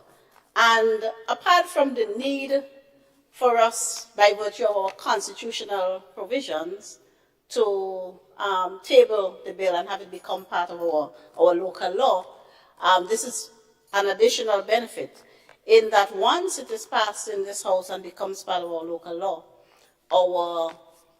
our private sector institutions may directly engage and tap into the services the Afreximbank offers. And this is unlike institutions, say, like the IMF or the World Bank, which only deal with government entities or government. The second unique aspect of this arrangement with Afreximbank is that it focuses not just on extending financial credit, but on promoting and facilitating trade, exchange of goods and services between contracting parties.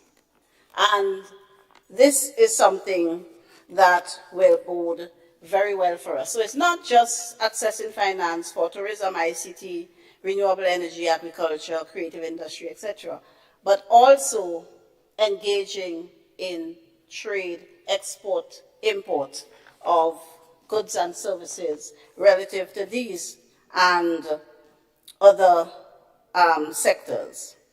So, I, having said those few words, will commend the bill to this Honorable House and congratulate our government and the governments of the CARICOM nations for this very bold and progressive step, which I think ultimately will no doubt bring all African peoples closer together, those on the motherland and those in the diaspora, in the Caribbean diaspora. So, Madam President, those are my contributions towards this bill, and I look forward to it being passed into law. Thank you. Thank you, madam. Thank you. Leader of Government Business, Senator Adrian Thomas. Madam President, I really want to thank all the members, senators in this House, on the other side, and my colleagues here for supporting this agreement, this bill, wholeheartedly and totally. I think it's a very significant day today for the level of support that we are gathering for this particular bill. And I think it's a good gesture and a good lesson for the general public in terms of how we go forward.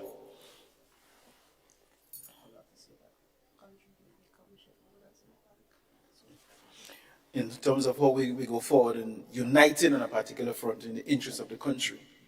And Madam President, it also brings to mind, it's very important to note that apart from the bank coming to Grenada, I really don't want us to see it as a missionary, but really and truly as a friend coming to work with us, because we do have the opportunity to be shareholders in the bank. And to be part and parcel, I made the point this morning that this is an institution that we can participate in, work with. And the fact that you have the opportunity, a young businessman looking to, I always make point to a lot of my colleagues, we cannot afford to work for money our entire life, otherwise we will not get time to spend it. So young guys, like Senator Quince, work until you're 55 for money. And then when you reach 55, let money work for you. So it's a good opportunity to invest in acquiring shares in that particular institution. So, Madam President, it's very important, and I once again thank the members of the Senate for supporting this very important bill. Thank you.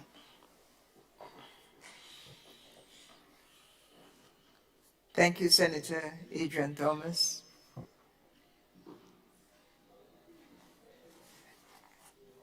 Honorable members, with the debate apparently at its conclusion now, then the question is that the bill be read a second time. All those who are of that opinion, say aye. Those are of the contrary opinion, say no. I've already hammered it. I preempted you.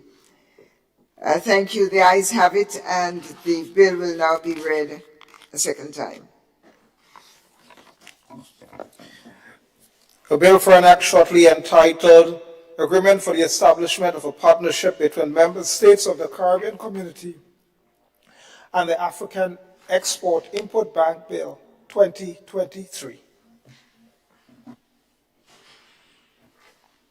Senator Adrian Thomas. Thank you, Clerk. Madam President, I beg to move that the Senate resolve itself into a committee of the whole Senate to consider the bill clause by clause. The question is that the Senate resolves itself into a committee of the whole Senate to consider the bill clause by clause. All those who are of that opinion say aye. Those opposed say no. Ayes have it.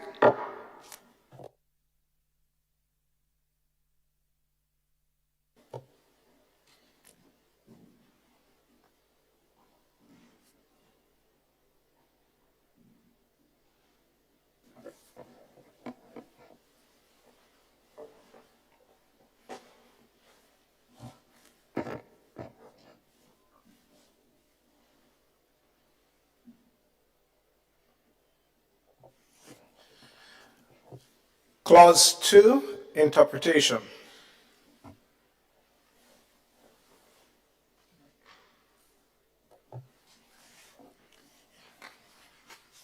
Honorable members,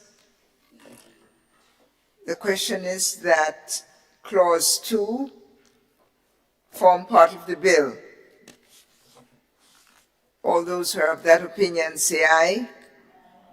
Of the contrary view say no. Ayes have it. Clause 3, agreement to have the force of law.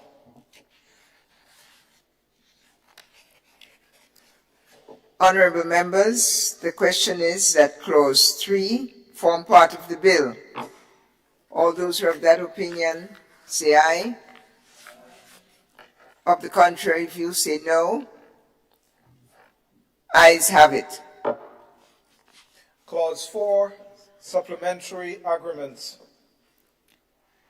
Honorable members, the question is that Clause 4 forms part of the bill.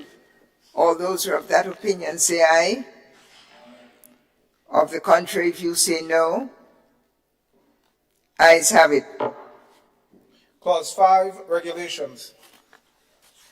Honorable members, the question is that Clause 5 forms part of the bill. All those who are of that opinion say aye.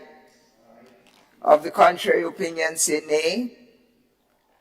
Ayes have it. Schedule. Honorable members, the schedule is before you, and the question is that it forms part of the bill. All those who are of that opinion say aye. Of the contrary say no. Ayes have it.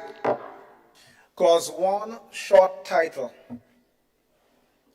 Honorable members, the short title should form part of the bill. Is the proposal before you?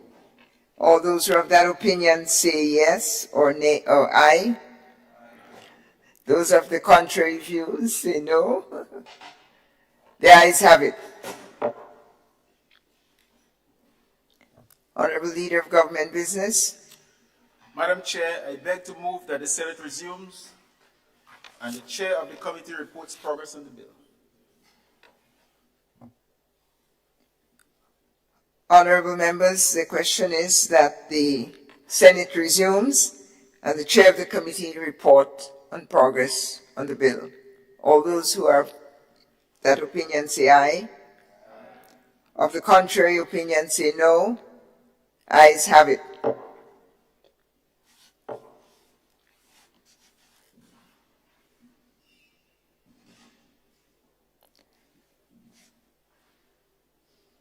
The Honorable Senate resumes.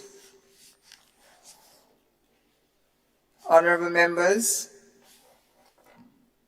I have the honor to report that the bill was considered by a committee of the whole Senate and passed without amendment. Honorable Leader of Government Business. Madam President, I beg to move that the Chair's report be adopted. Honorable members, the question is that the Chair's report be adopted. As many as are of that opinion say aye. Of the contrary say no. I think the ayes have it. Honorable Senator Adrian Thomas.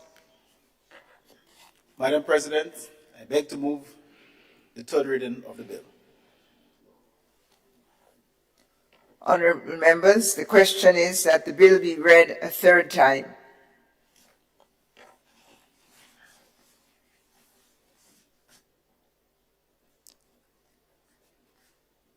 Hearing no debate, the question is that the bill be read a third time and be passed. As many as are of that opinion say aye. Of the contrary opinion say no. Ayes have it. A bill for an act shortly entitled Agreement for the Establishment of a Partnership between Member States of the Caribbean Community and the African Export-Import Bank Bill 2023.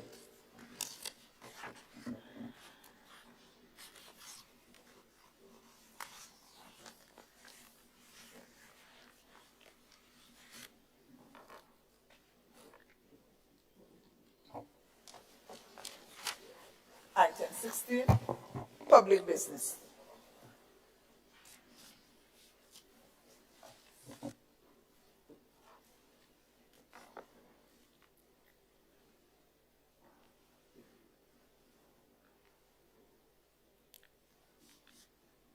In the pause, as we wait on Senator St. Clair, let me, as President of the Senate, say that this is indeed a historic moment, and we pause to recognize the passage of the bill. Now to you, Senator St. Clair. Are you ready? You reached to me already? Yes, I am. Wow. Senator Andrew, we will make sure you up to this, so don't worry. Thank you, Madam President. We on motions, public business motion. This motion was deferred from the last session, but I would want to table it and have some comments on it. And this motion, in fact, it's funny, Madam President, I was on a phone call with a gentleman, I don't even know the guy. And he recognized my voice, which is very recognizable. I said, oh, you the pretty last man. And I was like, I don't know, he says pretty last. Maybe I'm too much time people hear me talk about this thing. But anyways, motion on the need for effective pre-larceny enforcement by government to protect our farmers and our food security. And the motion reads, whereas farmers continue to identify pre-larceny as a long-standing hindrance to the agricultural production, and whereas the legislative and enforcement mechanisms have not been effective, and whereas year after year, farmers continue to lose morale and money, thus putting their livelihood, their safety, and Grenada's food security at risk. And whereas our farmers need an effective pre-larceny mechanism to protect their investment, protect their livelihood, and protect Grenada's food security. Be it resolved that the Senate supports the following, and it's two parts. One, that the government reviews the current state of pre-larceny enforcement measures and provide the Senate with key plans and recommendations it will implement to improve the current situation. And two, the formation of a committee of 3 to 5 members of the Senate to provide parliamentary support and oversight for the implementation of government's proposed plans and recommendations. That is the reading of the motion. Thank you, Senator St. Clair.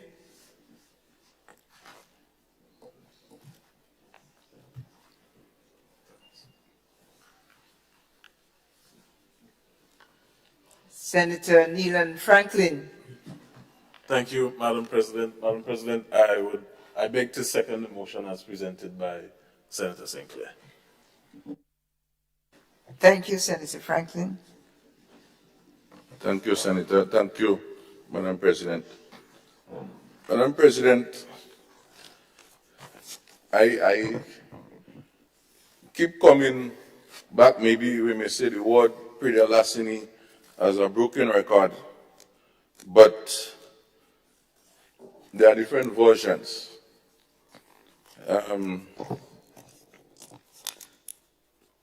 This motion, Madam President, is asking us as the Senate and informing us that the Prida Larceny is the single largest hindrance to our farming community. It's not just anywhere you go, you're hearing this talk. It is coming out. Farmers are, in fact, for the last maybe, and continuing, almost only yesterday, I had a meeting with the Source-Up and Fresh Produce Exporters, and they actually are trying to figure out how they themselves can help to even if they are buying Source-Up from farmers and from others, how they themselves can act to help to reduce this issue. And calling on me and say, well, you're supposed to deal with this matter and raise this matter. As I say, well, I don't know, just know, you have to start giving me free Source-Up to give me energy to keep this energy going about this matter. Because Prida Larceny is a major issue for our farmers. Roads is a concern, of course. We know the cost of inputs and those others are support. But when they lose their investment, you know, all they have to buy maybe their medication, to send their children to school, all of those things, to invest in a house, maybe to pay the mortgage, and they lose it. Of course, we are happy that the Prida Larceny Fund is set up. In fact, someone was speaking about that recently. They say, well, when the money, they charge them, we don't get nothing. And I was able to say, well, the government has acted, established the fund, but the question is, where does the money to go in the fund come out? We need to be holding these thieves. A few nights ago, about after 9, a farmer called me, crying. He said, my limes are bearing again. And he's worried, he's pressurizing. In fact, he complained last year, he went to the police, nada. Police hasn't shown up today, up to now, in the Granville area.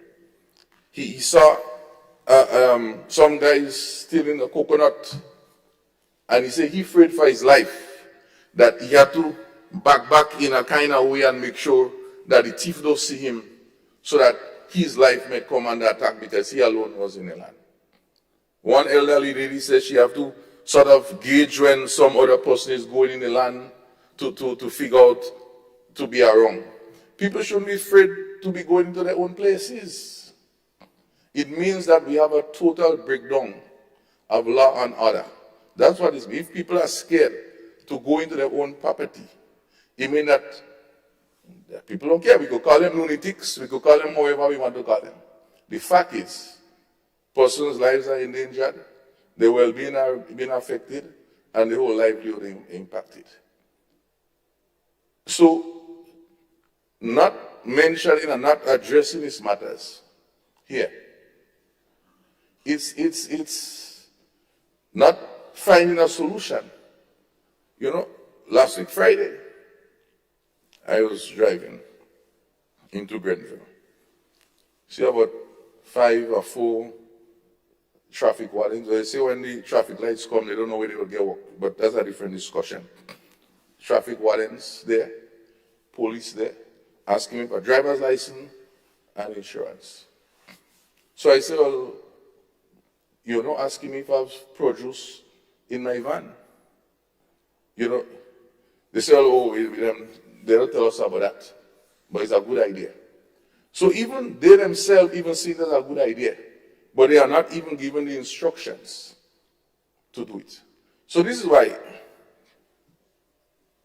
you even wonder what is the police high command is doing. Of course, former commissioner, well, slash, because he understand he's on pre-retirement, he may have tried. But I've said before, relentlessly, over and over, through my presentation in this parliament, that he has not done enough. and the record is very clear. There's a new commissioner in acting, and I am sending the message clear out that he make this the #1 priority, because these crimes are connected, as persons will tell you, maybe to the drugs and other social life and whatever it is, with all the other related crimes. So I'm wondering, what is the police sitting down and thinking about? Most of these stealing sometimes don't even happen in the bright day. So when productive persons trying to go to their work between 8 to 4, 7 to 4, 5 in the evening, police are checking them. But when these thieves and bandits are operating, and where they are operating, there is nobody around. So I'm trying to figure out what crime we're really trying to solve in this country. And so the question would be, if this is a priority, if this is of emphasis, then show me what you're doing. We are yet to see it. The police is a continuum, because that's where it rests, even if we call it government. And the government will say, well, we don't know, we hands off, police do their business and we do our business. But at the end of the day, the government is in charge. We could jump up, we could jump down in terms of the management of this country, in whatever form or format. The police, the commissioner, everybody is accountable in some form or format. And we need to know what is the plan. 2 years ago, they said they had a master plan. There's a big presentation in Grenville, in the cinema. I don't think nobody threw away the plan. The plan must be somewhere around. I'm happy, maybe, I don't know. I see the appointment of, I think it's ACP, a deputy, whatever it is, Jasmine Prince. I remember having an encounter with him when they were trying to restart the Pre-Larceny Committee in the Ministry of Agriculture about 3-4 years ago, and then he went off into this transport board. He's back. I'm not too sure if he might be given a special assignment on that. But the fact is, all of this, the Ministry of Agriculture had a police officer assigned there to support. I don't know if that is going on still. There's a Pre-Larceny Management Committee as specified by the Act. I'm not too sure if this committee even met in the last 2 years. And this committee is supposed to be advising the minister and doing a series of different things. The question is, what really is happening with all of these calls? All of this information is going on. People are crying. If we're not hearing that call, well, maybe it's a different language. That is the only thing. Because at least some noise is being made. Yesterday, as I said, the exporters, they are saying, what can we do? Among themselves, they're trying to figure out, and they say, well, we want to meet with the government, we want to meet with the police. The police farm, what is saying, they want to meet with the police, writing me saying, look, Senator, we need to meet with the police to see what can be done, because they're fed up. Pre-Larceny officers calling me and say they have no transportation to move around. So what I'm saying is that, but if the farmer kill one of them, chop one of them, you'll see how quick the RRU will be moving. You'll see how quick the ambulance will be moving. Real quick, bird speed, to the point. Of course, we know farmers threaten and speak about putting things in their produce, and the truth is, farmers wouldn't do that. I mean, but it's something they would say. The fact is, that is not good public relation for the country, especially when you want to deal with export and so on. You don't want this sort of narratives.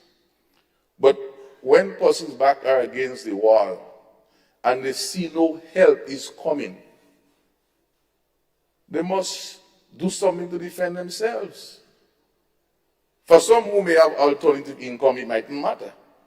They say, well, I lose some cabbage, I lose some tomatoes, I would plant more, the thief go take some. But when that is your main livelihood, you have to pay workers. This is very difficult. And so I not seeing, Madam President, any signs, no indication. I'm not saying it doesn't exist, but I'm not seeing, the farmers are not seeing any sign of help at the end of the tunnel. There is consultations and many different things.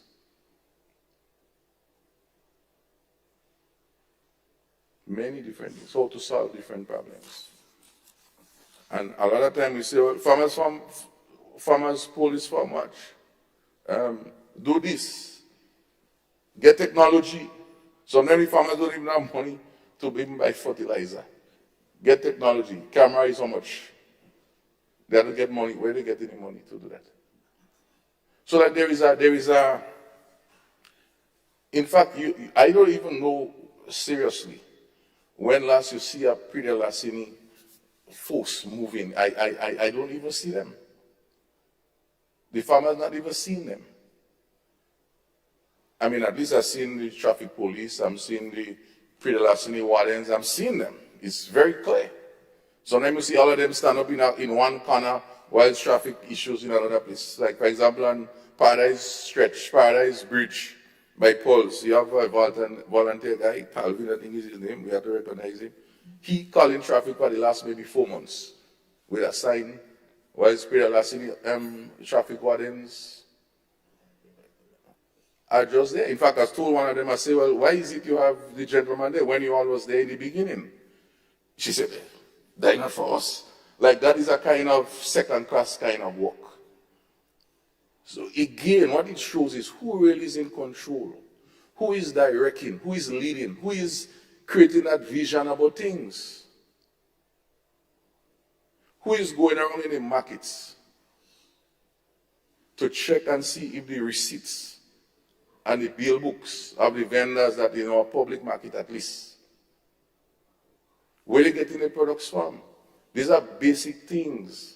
And we could spend time reviewing and reviewing and reviewing. But while that is happening, people are getting frustrated. There's people who say that I will just sell me lands. And none of them may even sell it.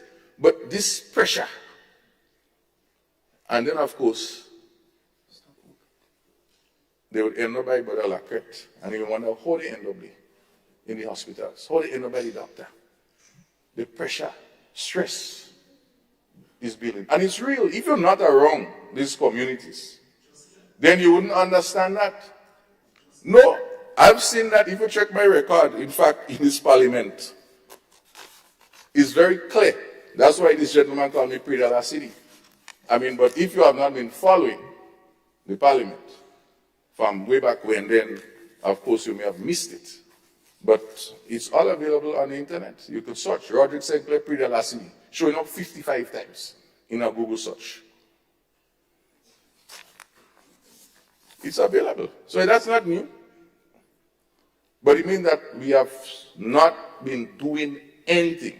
And if we as a parliament, we as senators, want to sit by and allow nothing to continue happening at the expense of thousands of our farmers, God forbid.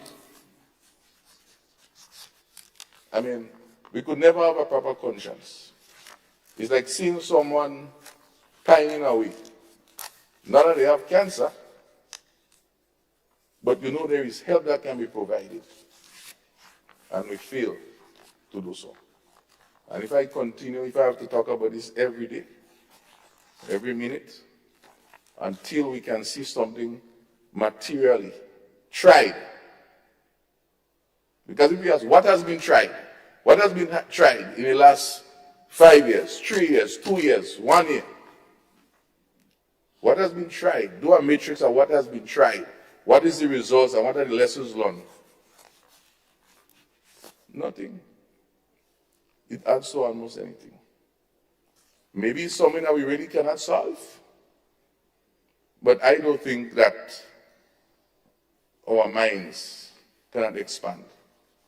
And I learned, if you don't know how, ask for help. You must have people in the world.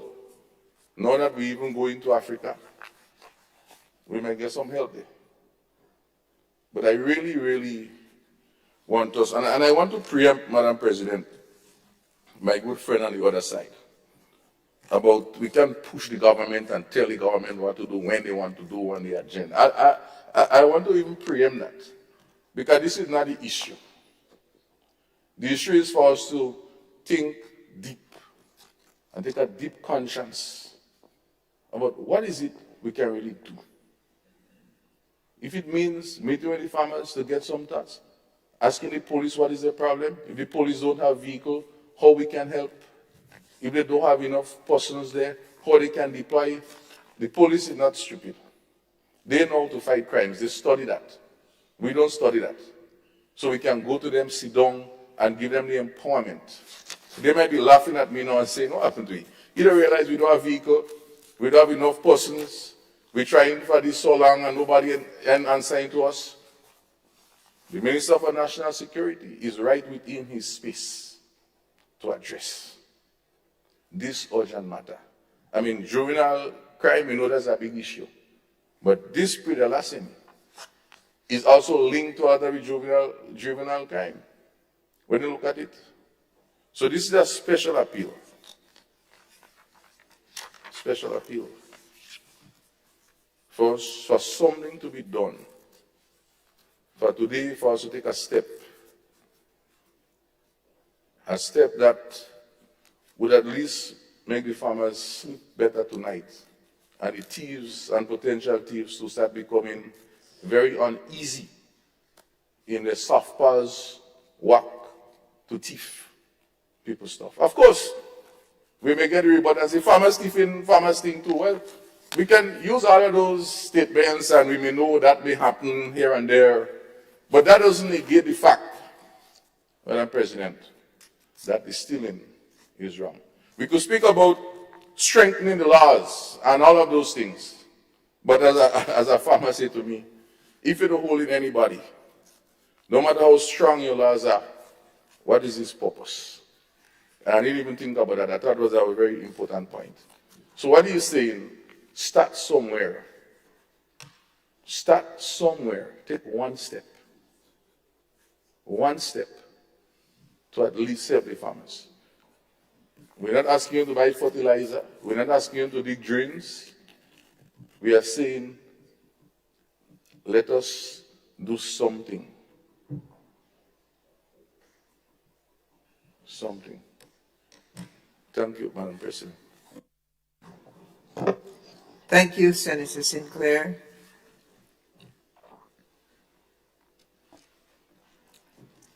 Leader of Government Business in the Senate, Senator Adrian Thomas. Oh, wrong man. The right man is Senator David Andrews. Thank you, Madam President. I rise to make my contribution towards this motion as presented by Honorable Roderick Sinclair.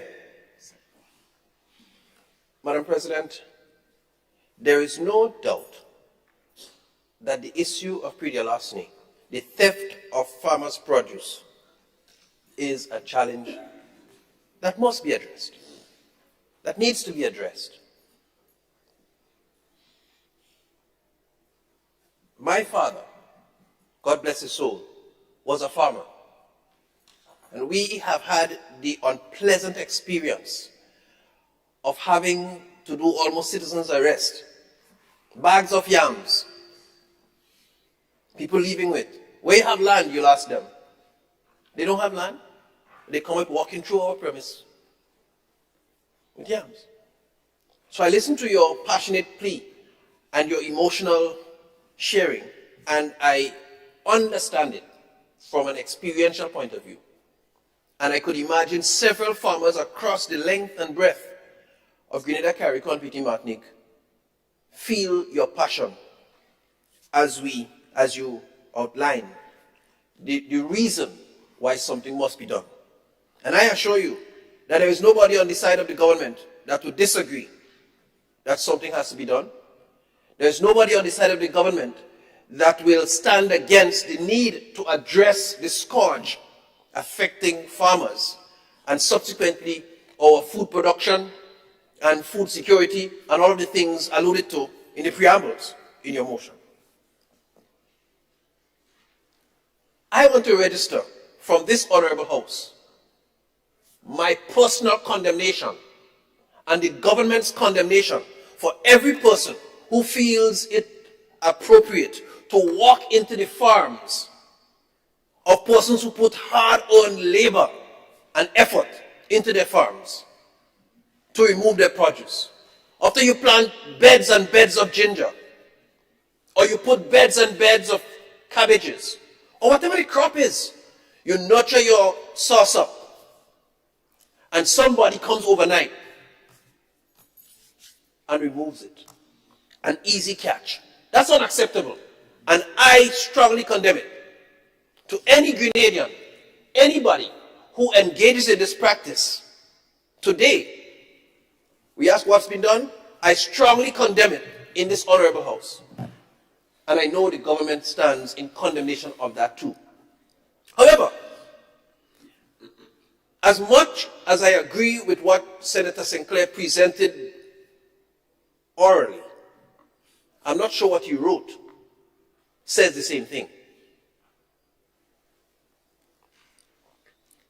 Indeed, a motion like what Senator Sinclair has presented is very important, could be very important, and needed. The spirit of the motion is well-intentioned, but I think it leaves much to be desired. As I alluded to earlier, Madam President, prix de larceny is in fact the theft of farmers' produce. And the title of the motion says, a need for effective prix de larceny enforcement by government. Prix de larceny, which is the theft of farmers' produce. The motion is saying a need, the title, on the need for effective stealing, if I should change the and put the meaning, for effective stealing of farmers, for the enforcement of effective stealing of farmers' produce. Something is wrong with that language there.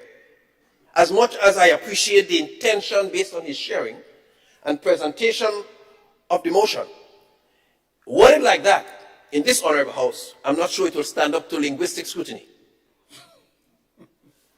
So, I don't think the government will ever agree to enforce the stealing or the theft of farmers' produce. We have to reword, we have to redo the concept we support, the language I am challenged by, right? I don't think I would envisage that any member of the government side will enforce prix de larceny. What I'm confident will happen is the enforcement of the prix de larceny laws or the enforcement measures, the mitigation measures. So we have to do some reworking, retweaking to ensure that the language of the motion captures effectively and correctly what is intended in the spirit of the motion as articulated by Senator Sinclair. This is my submission, Madam President.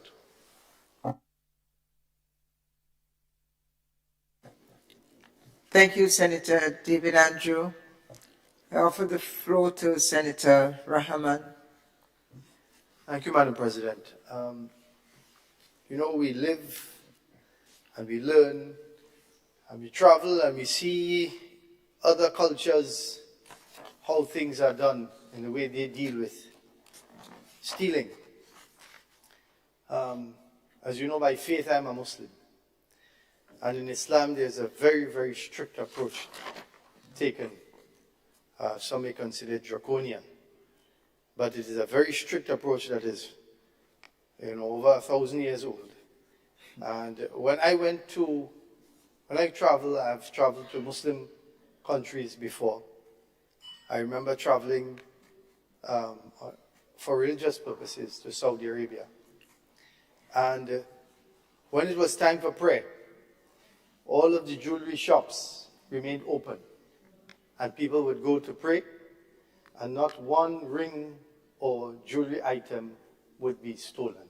Everything would remain open while people were praying.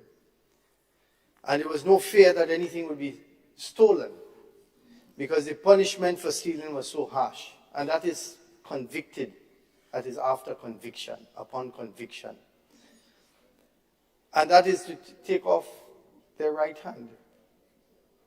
Right? It may sound like a very, very difficult measure, but I assure you it works. Because nobody's want to lose their left hand after they've lost their right. And I'm not saying that we should implement that here. So don't get me wrong. I'm just saying to government that a lot of the laws and procedures, policies that the police force has to work with, it is too weak. A lot of it is too weak.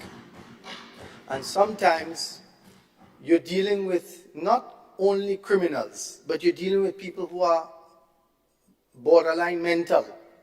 Because you might have a Drake in the community, and that's all he has to do. Everybody know he's the one that thief it. Right? The amount of times they hold him and they beat him, and he still continue to thief. Right? Many, many communities, the farmers will tell you who's the thief. I know this because I also am a farmer. And just this Thursday when I went on the farm, the person that I have there was complaining that he knows who's stealing the coconuts. So I have the same problem that Senator Sinclair is speaking about. So it is something that needs to be relooked at from an enforcement point of view, and maybe even new and tougher laws. That's my point. Thank you. Thank you, Senator Rahman. Senator Claudette Joseph, Attorney General. Thank you, Madam President. I would just like to urge and implore our friend and colleague representative of the farmers in this House that perhaps more dialogue, more reaching across the aisle might yield greater support for these motions. Because as my colleague, Senator Andrew mentioned, we all abhor the scourge, I would call it, of predial larceny. We are either, in this House, we have quite a few farmers who are victims, and if we are not farmers, we all know farmers who suffer tremendously. And we acknowledge and accept that more needs to be done. Measures to mitigate, whether you're talking enhancing the legislative framework or enhancing enforcement mechanism against people who commit predial larceny.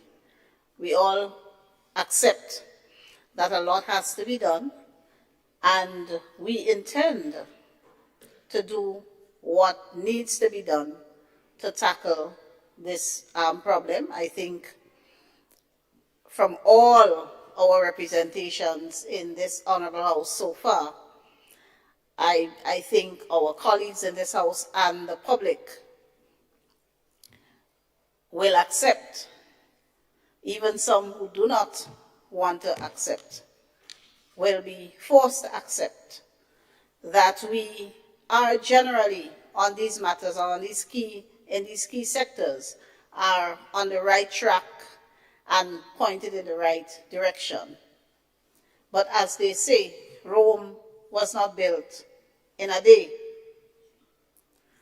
So we ought not to be expected to mend in 10 or 11 months that which was not mended in 20 years. And perhaps I might be a little unfair in saying that, and maybe the public does expect us to mend these matters in 10 months that were not mended in 20 or 30 years, because we did so with the pension problem. So perhaps we are expected to do so with other matters, but some matters will take a little longer and would require a lot more direct participation and cooperation of the general public. So, to the good senator representing the farmers, we are all on the same side. We are all in the struggle, the same struggle. And it really puts us in a difficult and invidious position when motions that we might otherwise be inclined to support, we are constrained not to. Because, Madam President, the resolution itself on the floor, and I'm reading from the motion, Madam President, be it resolved that the Senate supports the following. Quite apart from the heading, the Senate supports the following: that the government reviews the current state of predial larceny enforcement measures. Predial larceny enforcement. So you're strengthening predial larceny. Reviews the current state of predial larceny enforcement measures and provide the Senate with key plans and recommendations that will implement to improve the current situation. And that situation, again, is predial larceny enforcement.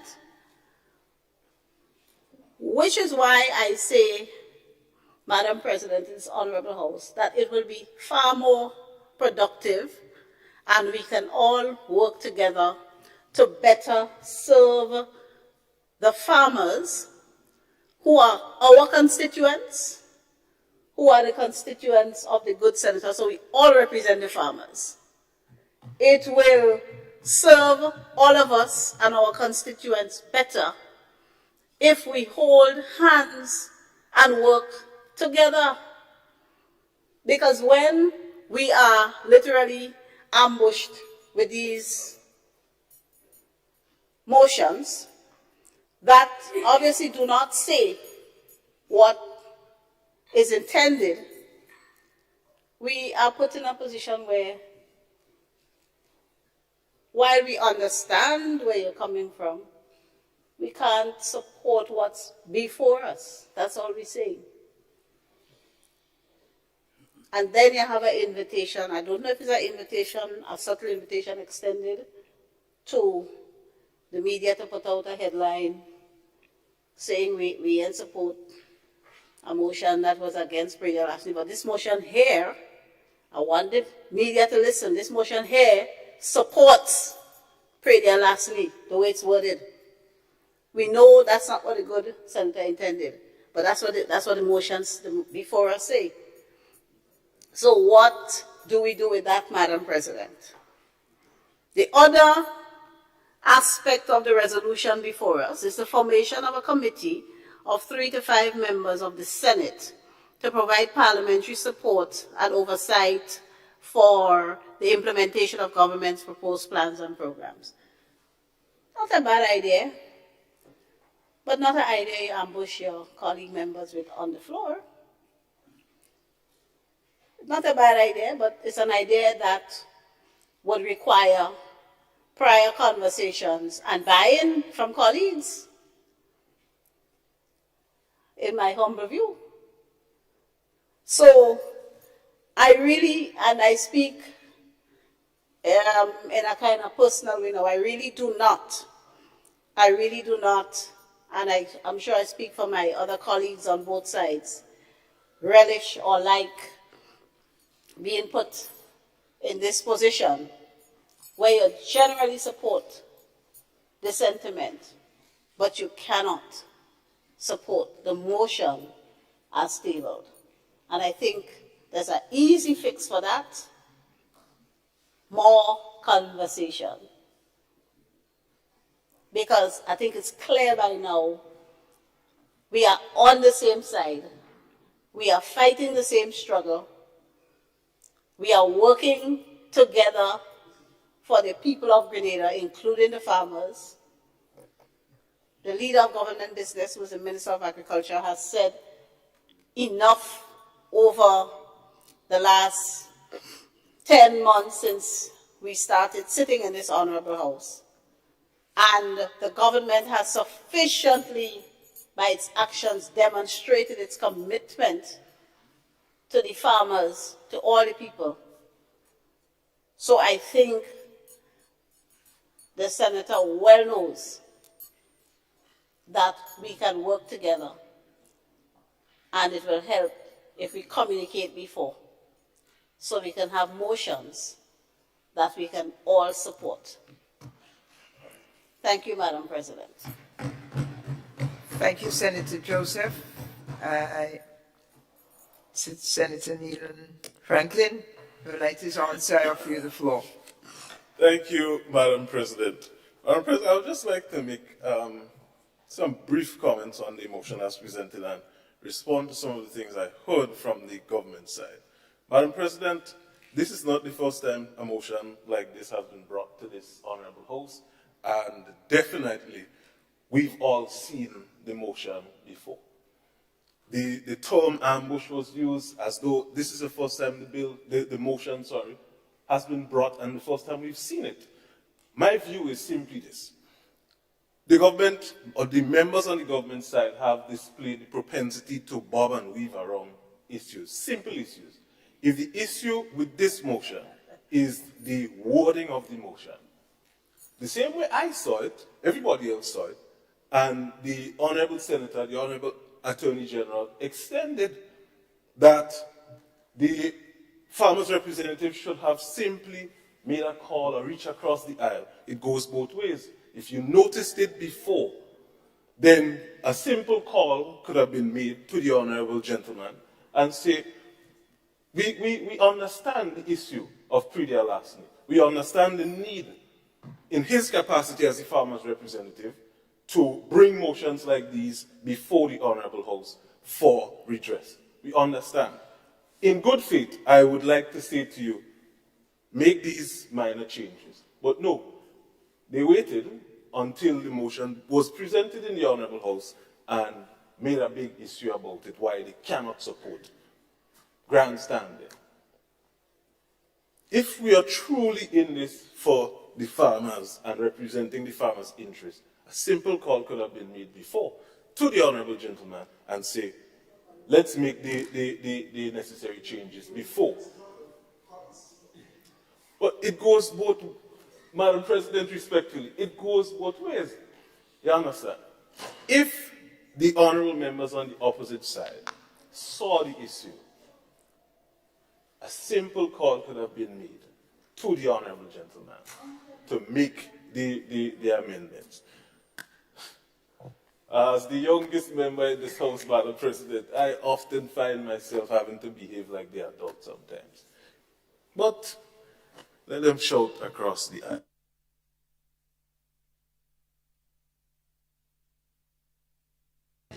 Thank you, Senator Franklin. Leader of Government Business. Thank you, Madam President. Madam President, I really didn't want to speak on Pridi Alasni again because I've been constantly bombarded in the Senate on the issue of Pridi Alasni. And I want to assure Senator Neelan Franklin that no disrespect to you. No disrespect. If ever you heard us speaking or referring to your statement, it was just to keep you informed in terms of how things can happen when you say going both ways. But no disrespect to you, we respect you, right? And we don't look at you as a child. You're a big man. I think you're beard in your face and your voice broke already. Madam President, I want to commend the Grenada Cooperative Nutmeg Association. In the last couple weeks, I received correspondence from the Grenada Cooperative Nutmeg Association highlighting some legislative issues in the ordinance, the document that guide that organization. They reach out to the minister and invite me to have a dialogue. And as a matter of fact, Madam President, the letter came from the manager of GCNA for we to sit down and dialogue about improving the ordinance of the GCNA. I welcome that and I feel good. I didn't see it in the press for the first time. I didn't hear it in the Senate. Came on my desk. And I'm in dialogue with the relevant people in the Ministry of Agriculture. I said to the Senator this morning, I want to bring it to the attention of the Prime Minister. So when I speak with authority. If we look at this resolution, Madam President, be it resolved,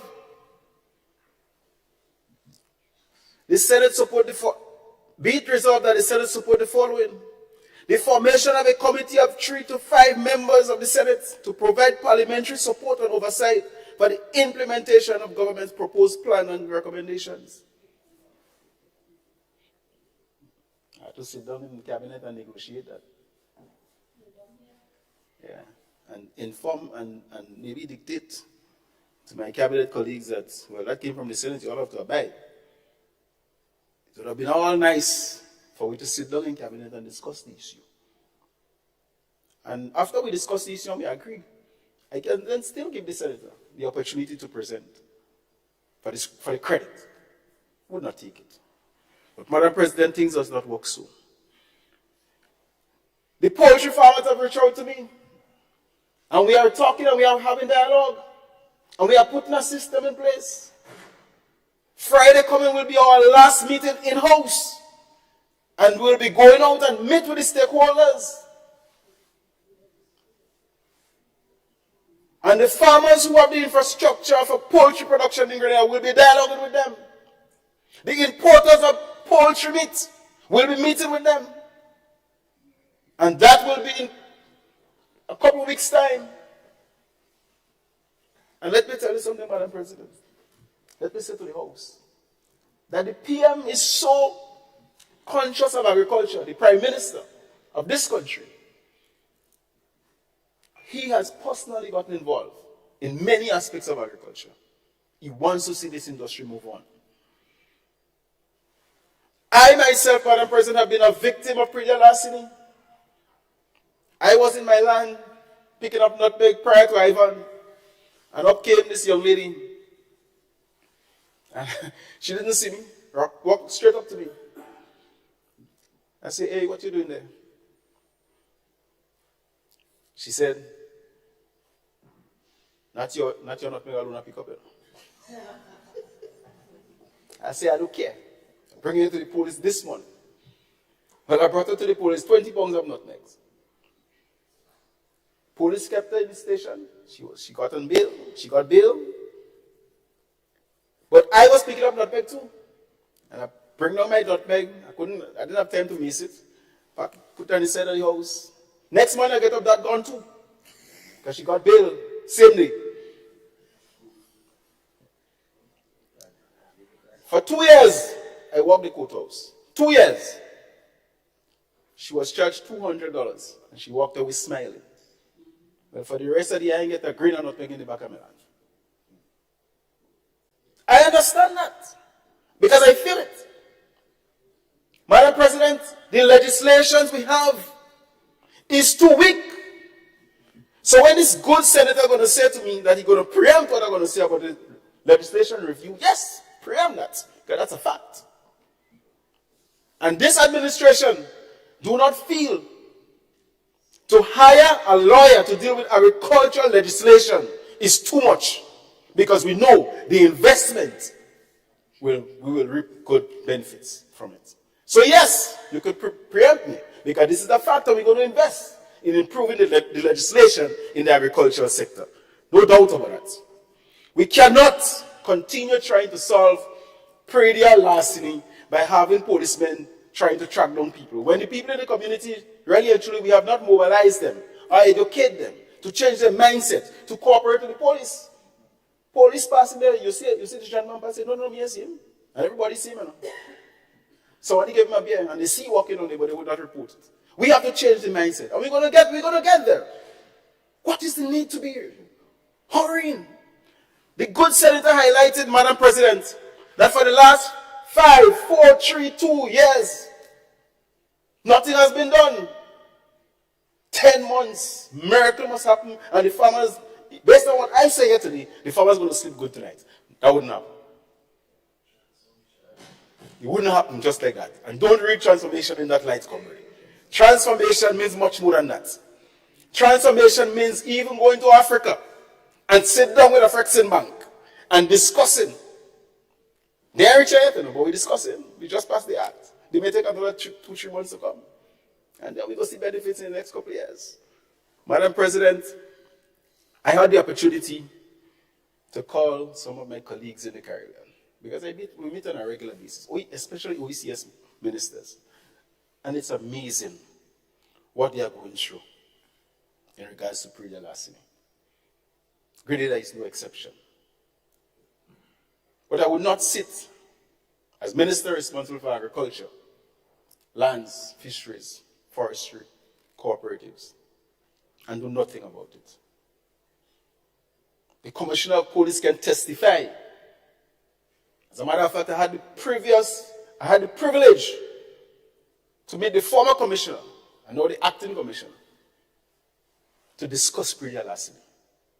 I had the privilege to sit down with the commissioner of prison to discuss predial larceny and how, when thieves have been caught and end up in prison, I want to find out what is the daily routine. Are they sitting on only 3 square meals a day? Are they working to feed themselves and earn enough to compensate the farmers for who they have put in distress? I need to get all this information. So we're not coming here to grandstand anything, Madam President. We mean serious business.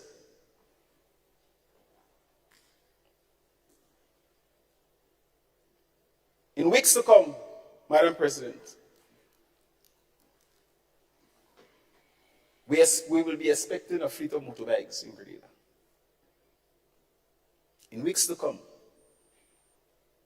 we are still exploring the possibility of getting in the digital business to assist farmers.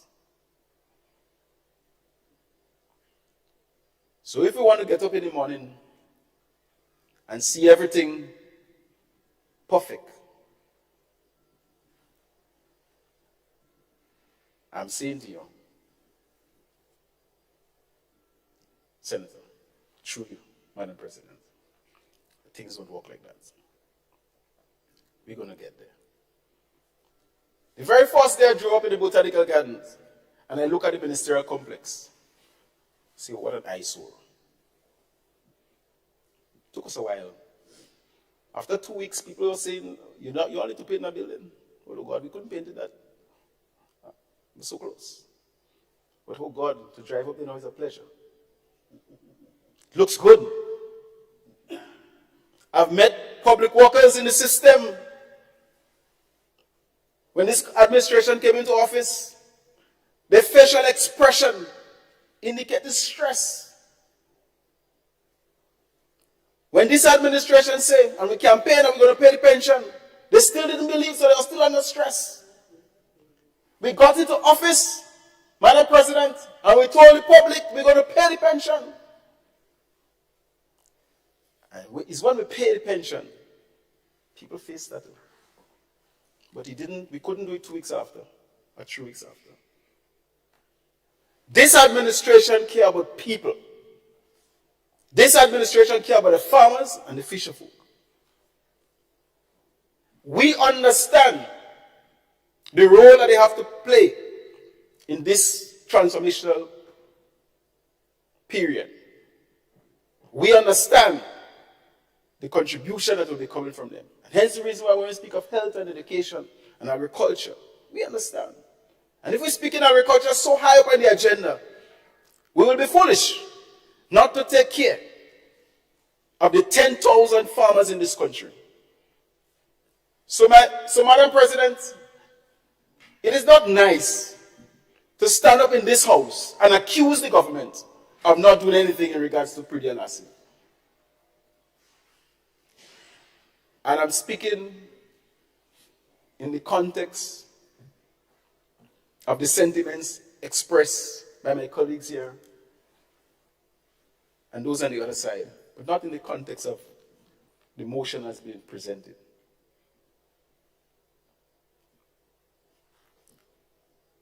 And while we are to be blamed for the way the motion is being presented, I'm not accepting that as leader of government business in the House. That's not our problem. This has been presented more than maybe 2 months. And any adjustment, I don't know, and I cannot make any assumption what is the intention of the good senator. So it's only this morning when he started to speak, I realized it was contrary to what has been written here. So, Madam President, as leader of government business, we cannot support a motion of that nature.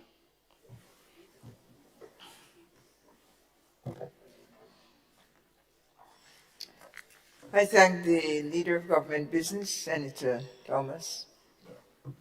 And I offer the floor to Senator Roderick Sinclair.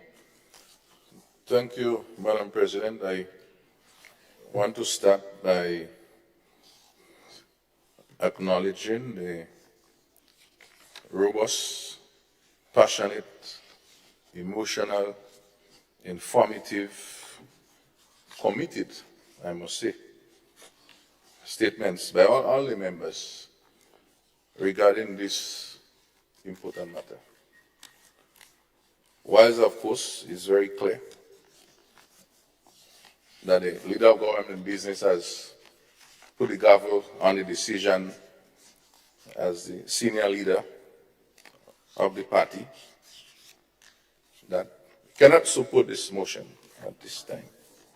Well, party meaning not political party of the group, of entourage, right? The fact is, the issues surrounding it is well recognized by each of us.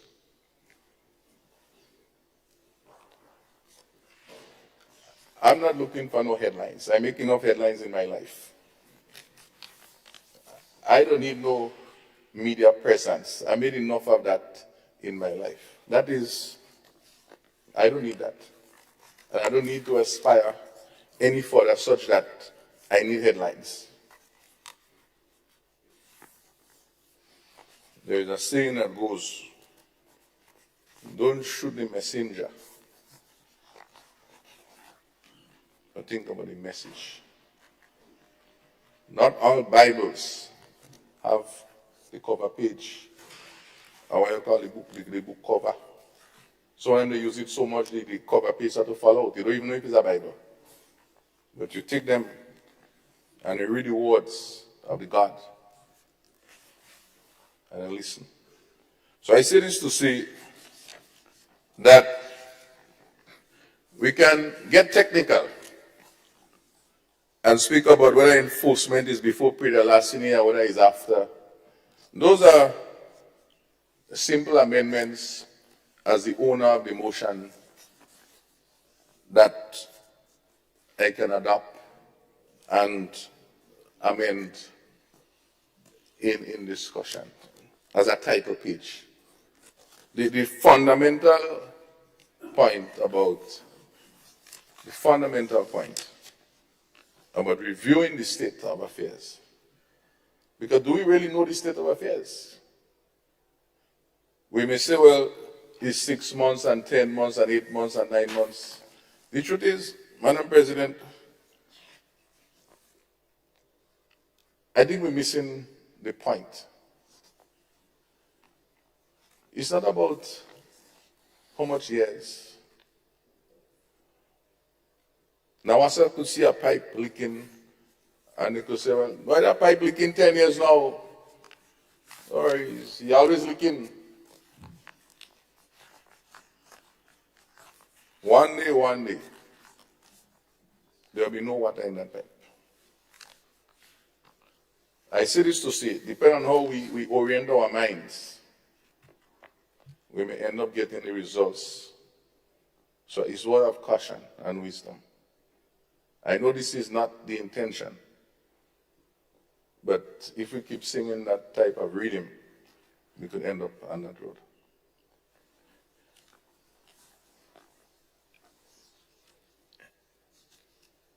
The issue about ambush, I was shocked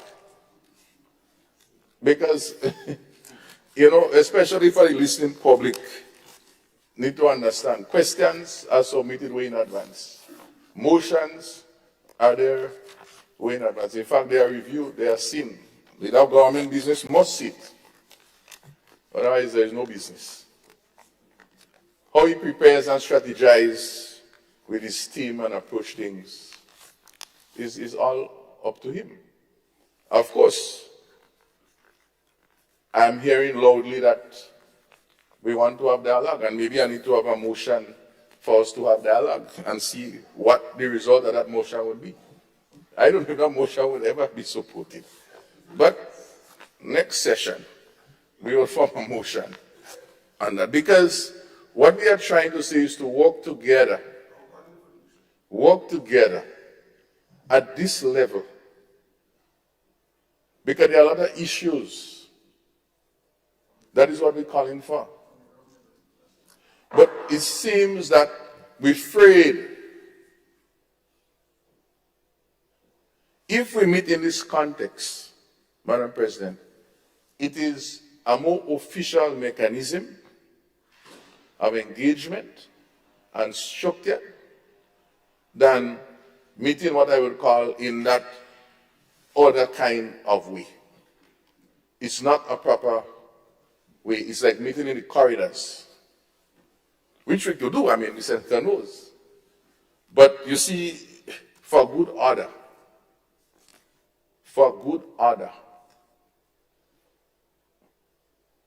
we must do things in a certain way. So, I'm hearing that this very motion, by changing where enforcement should be, okay, and taking that motion and write to the leader of government business and his team and say, look, we want to discuss this thing. We want to make this and have some real support to change Prayer Lassini, that they will support it. That is what I heard. That meet with us, have a dialogue, we will discuss it. Bring it over. And to use a little bit of language, just change enforcement and make it enforcement Prayer Lassini. And we will support the motion. That is what I heard. And if I didn't hear that, then I'm stand corrected. I didn't hear that. But that is the issue, is that we are willing to support this motion if we have a dialogue on this matter. That is what I heard. In this regard, Madam President, in this regard, I want to, in this regard, I will take this motion, I will convert it to a letter, which I will send to the Honorable Leader of Government Business and copy to you, to have a dialogue on this matter, and report back to you accordingly the outcome of this matter. I thank you. This is what I want to propose, based on what I'm hearing. If I'm hearing wrong, then we could take it to the vote. If I didn't hear it right, then I'm prepared.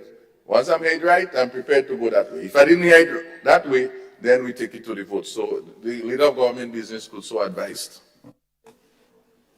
Thank you, Senator Sinclair. Thank you for your flexibility. The government, Leader of Government Business is seeking the floor, and you have it, sir. Yes, Madam President, for the sake of the public, I think I should make that statement because what the Senator has outlined there in regards to what he's hearing is that we are prepared to support the motion once we edit his motion. We said much more than that. We support the spirit.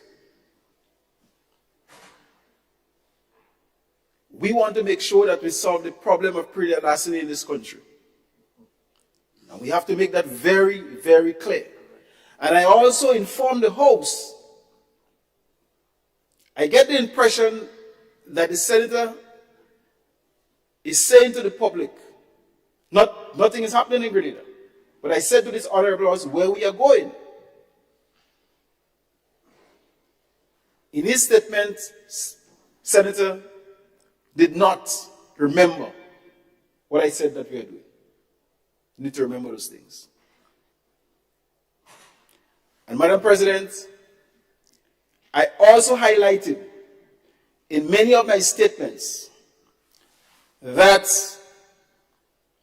a number of organizations within the farming community has been reaching out to me, not as Leader of Government Business in the Senate, but as the minister responsible for that important industry. It's in that capacity. So when the Senator reiterates that you're going to take the motion and put it into writing and write me as Leader of Government Business, I don't know if this is being treated differently. This is not what my invitation was, Madam President, so I want to clarify that. Because many of the times the questions are addressed to me in the capacity as Minister responsible for agriculture. And it's in that light I extend the invitation, and it's still open. As a matter of fact, I want to tell this Honorable House, Madam President, on a daily basis, 80% of my meetings are with farmers and other people in the community who just walk in. And I accommodate them. Ministers can testify here that they have advised some of their colleagues in the public that if you want to catch Senator Thomas, come in by 7:30. You're going to catch him before he starts his day work. And I accommodate people. So, Senator, the invitation is yours. And if you want it to be 7 o'clock, I'll be happy to be there. Thank you.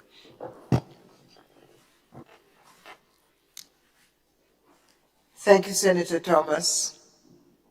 I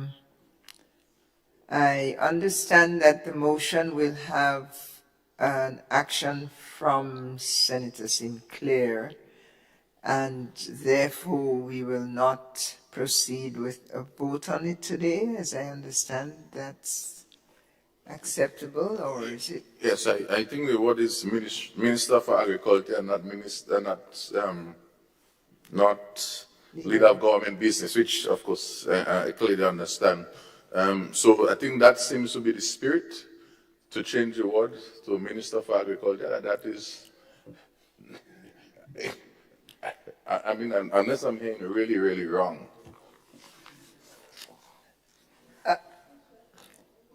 Madam President, am I interpreting that we're not voting on the motion? Senator Or you- Sinclair is it can give us withdrawn? this answer. Is withdrawn? What I said is that, based on what I am hearing, is that I was going to take the motion, write to the Minister of Agriculture, in the context of the motion, for which then, as the issue of discussion can take place, as per the motion and other matters, to come up with a way forward. I'm saying that if that is not really a welcome approach, now this 7 o'clock meeting, 7:30 in the morning, in this I'm talking about a structured engagement, then we may as well vote on it and save ourselves this opportunity. Thank you. Let me see. I recall at the last session on the two other motions on the agenda, on the order paper today, I've clearly requested, if not instructed,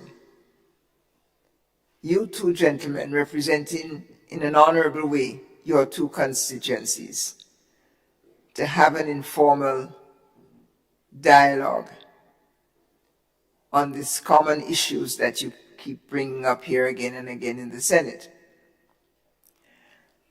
Perhaps I have to go further. I'm waiting for the report as we proceed on the last two items. So I won't preempt it, but I would say regarding the Pradia Larceny motion that if you need good offices, the office of the president or anyone else who wants to offer is available to you. Senator Sinclair has offered to change language. Senator Thomas has offered an invitation.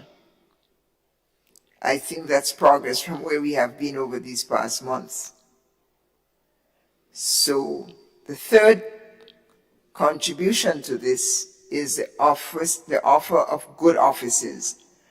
I won't meet at 7:30, and I won't meet for 10 minutes.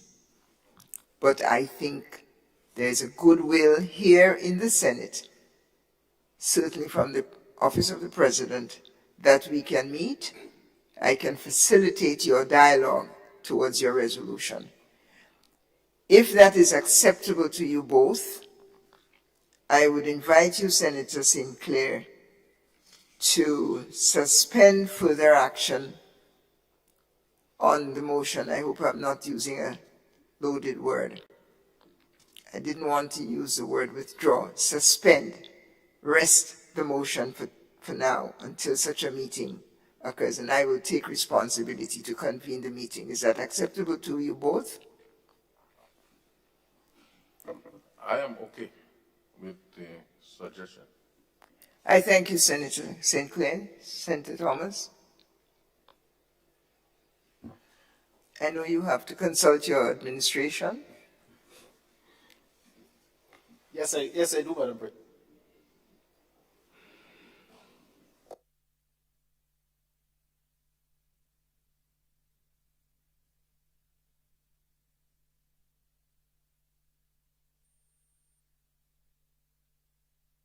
I mean, he can bring his team if he wants, It's okay. He can bring his team if he wants.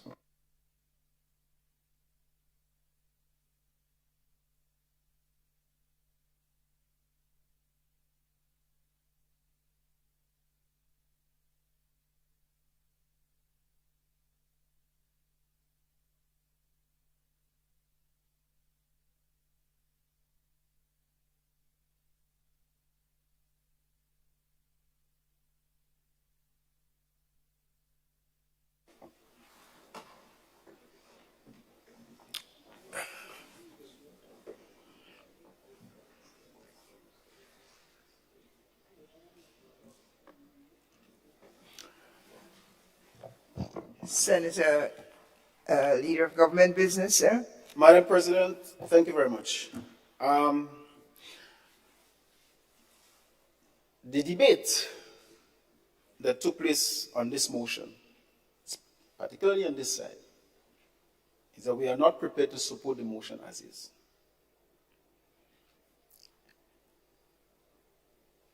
We are prepared to vote on the motion, but with due respect to the Senate,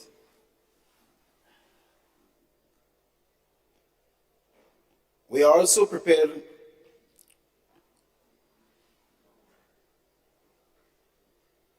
to, as you have asked, Senator Sinclair, to suspend and cease coming forward with the motion.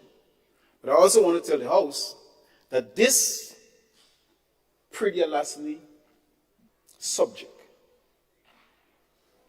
has been and continues to be high on the agenda of the Ministry of Agriculture. For the last 6, 7, 8 months, we have been saying to the House that we are putting systems and mechanisms in place. I announced some of the things that we have already done. And therefore, Madam President, I foresee that any attempt to take instructions from the Senate to impose on the government on a subject matter that you have been dealing with and you have a plan for, I foresee it as being a bit unfair. And therefore, with due respect to your advice, I would have preferred that we vote on the motion. I have no problem. The invitation is all open to sit down and talk. That is my responsibility as a minister responsible for agriculture. I have no problem with that. Thank you, Senator Ahmad. Madam President, I just want to suggest something.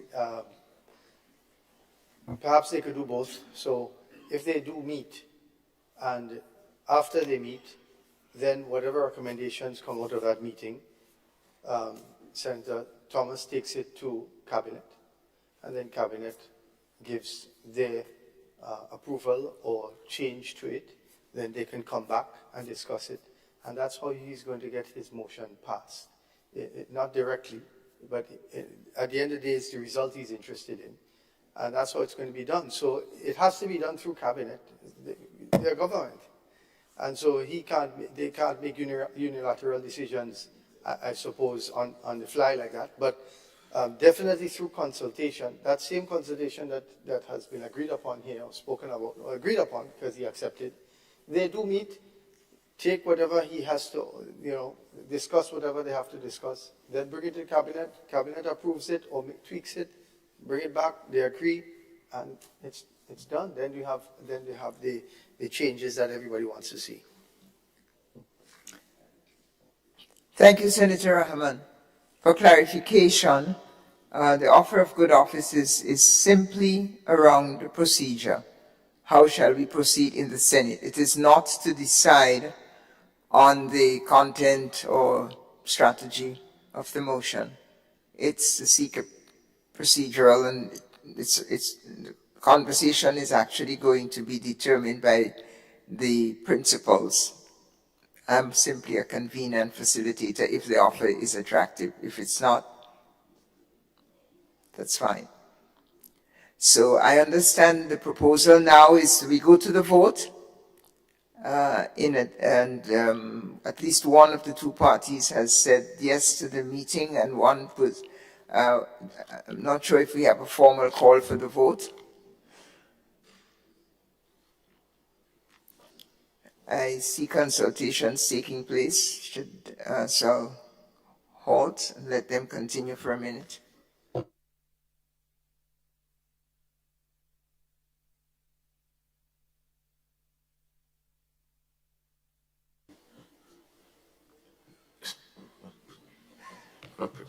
Senator Sinclair. So the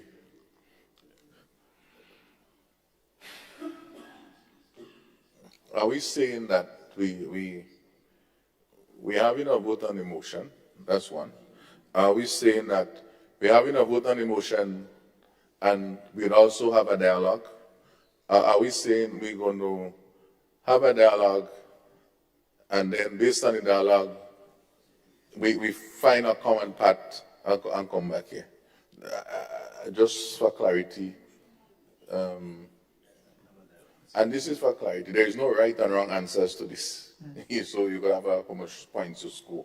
It's just, and it's not about whether or not, Madam President, about whether the motion win a vote, I doesn't win a vote per se.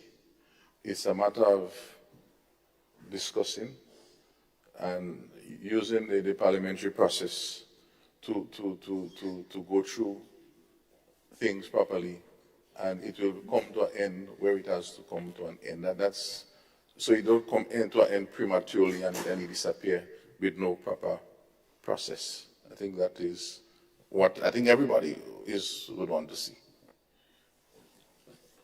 Thank you, sir. Thank you, Senator.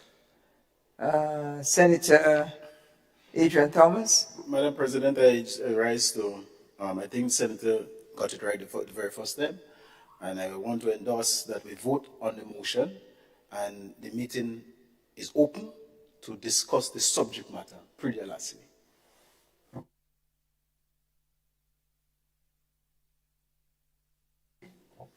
This is what I interpreted, so that's why I gave those options to be clear.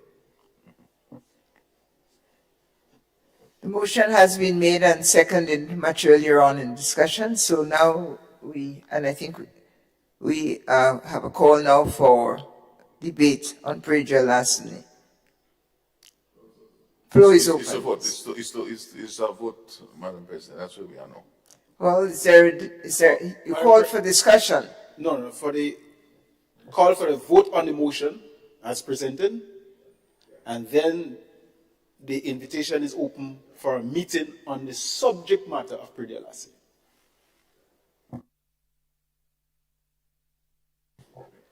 Which has the discussion has nothing to do with the motion. It's an agreement outside of the motion. Yeah, I understand that very clearly.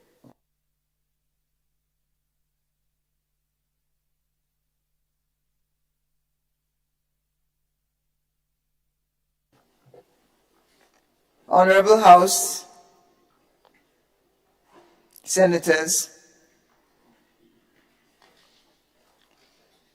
the question is that there is a need for effective Prager Larceny enforcement by government to protect our farmers and our food security.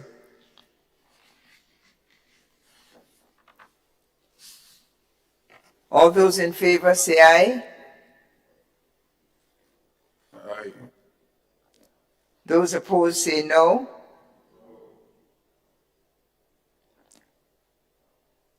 The motion fails.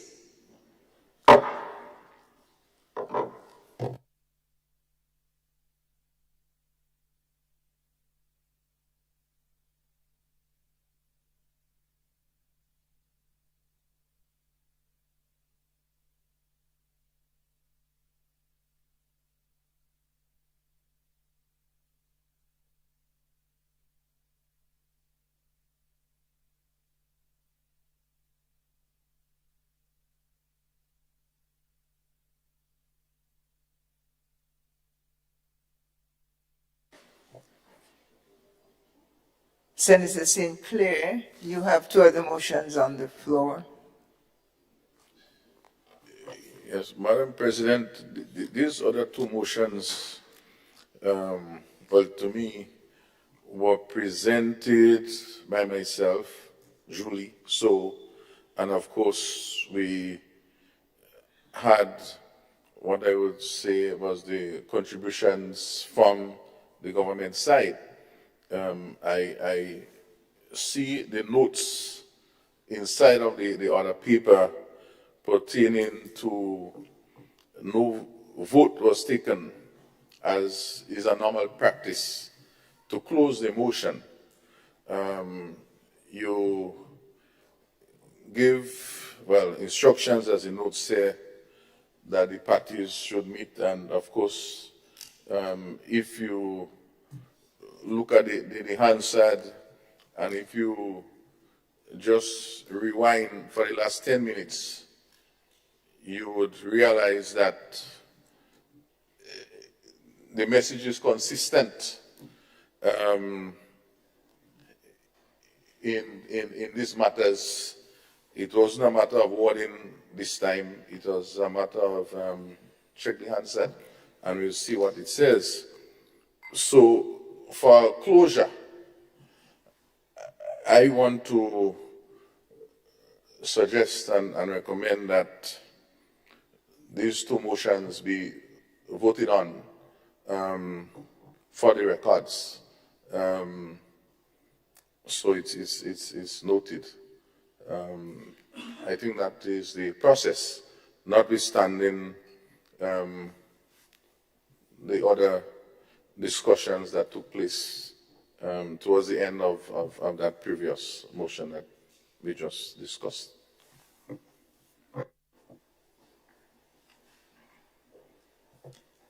Thank you, Senator. I want to recall that these motions have been duly seconded. And now we put the first one before the Honorable House. And it's a motion requesting government, the question is that this motion requesting government to lift the sanctions for young registered farmers and fisherfolks under 25 years to obtain a D-class driver's license is now being put to the vote. All those in favor say aye. Those opposed say no. The nay has it. Motion fails. Next motion.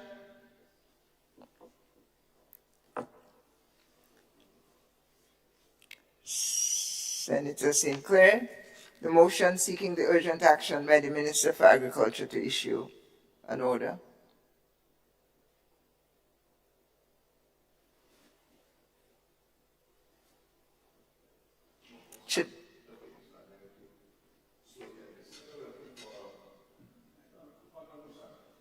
Yes, this second motion, which was discussed in our last session, spoke of the urgent need for the Minister for Agriculture to issue an order to amend the Agriculture Crop Compensation Schedule, which dates back to 1995. This was duly presented, and of course, it is for the vote to collect from the other paper for futures.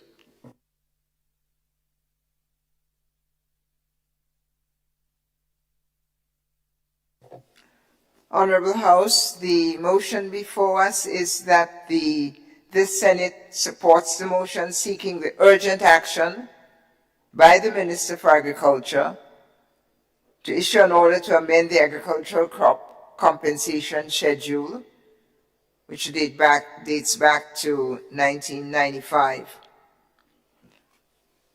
All those in favor say aye. Aye. Those opposed say no. Noes have it.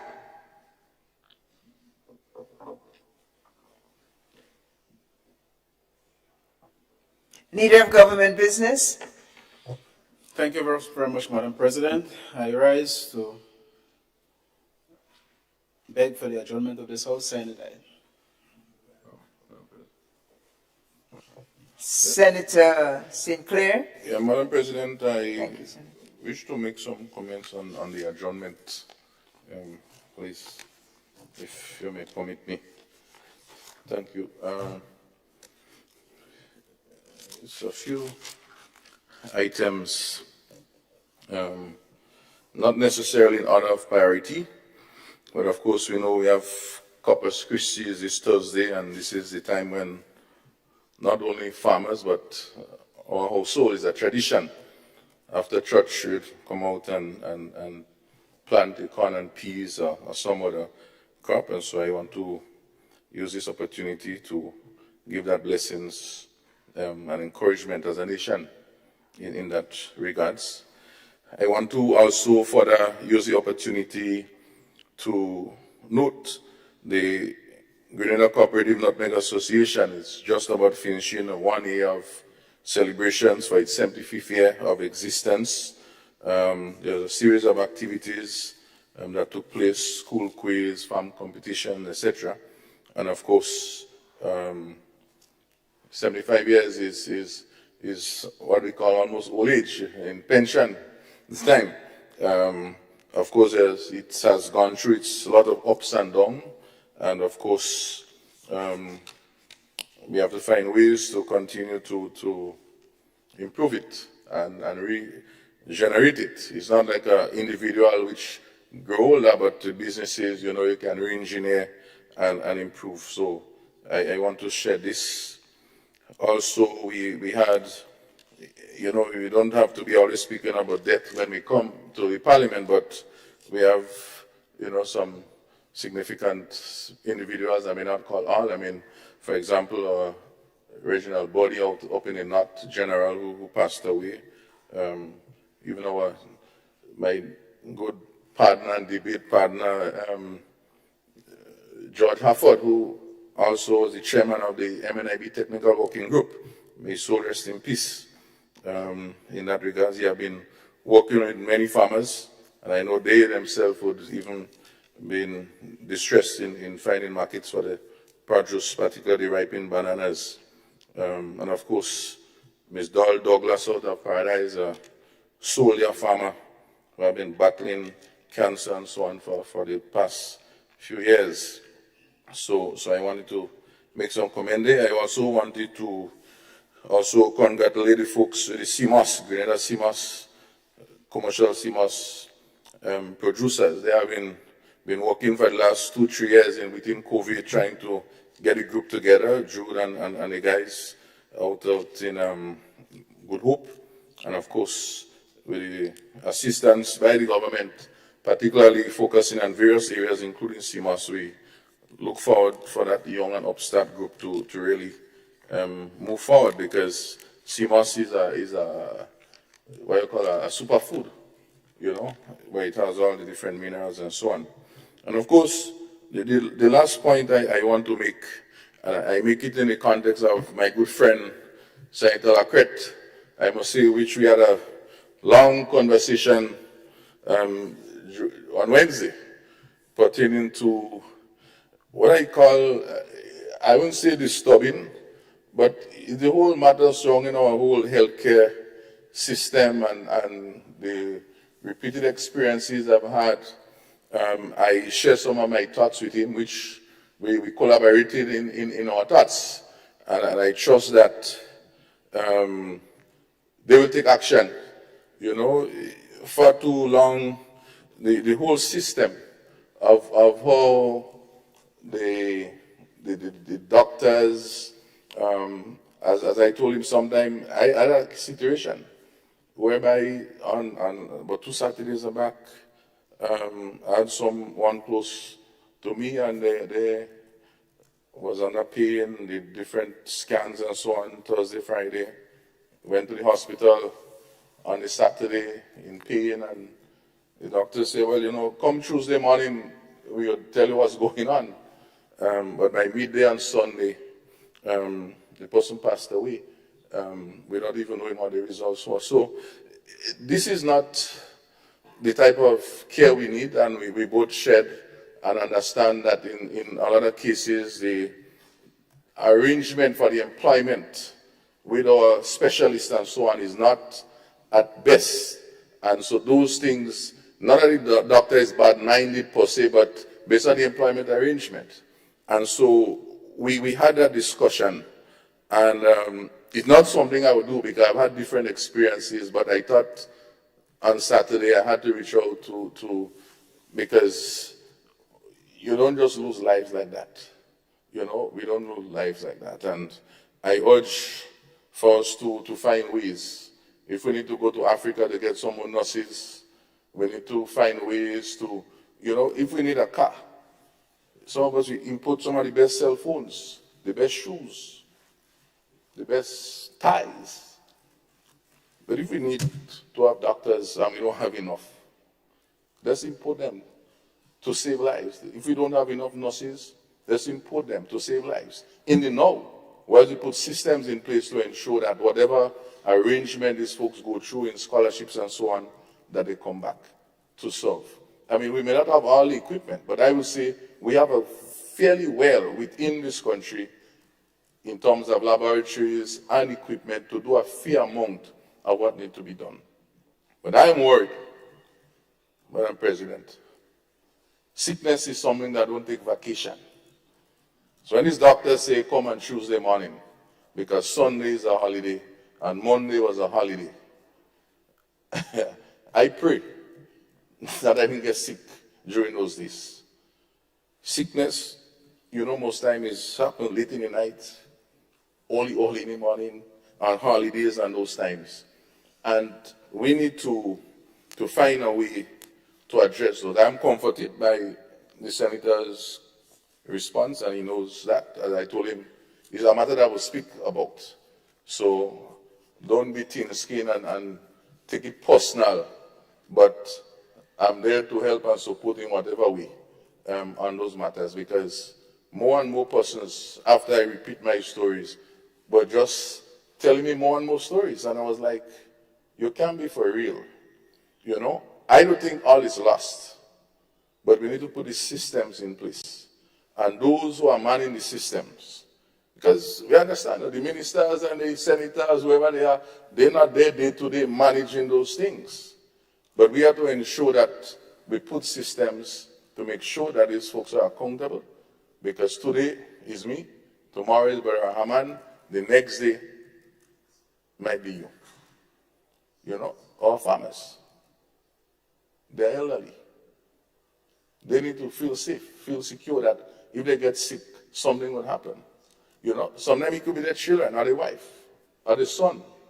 And those delays and also anxieties also disturb our productivity, the time you have to take away from those things. So I really implore that we look at it. We could speak about putting a new hospital, but that wouldn't change the doctors not being there at 12 o'clock and on a holiday and on a weekend.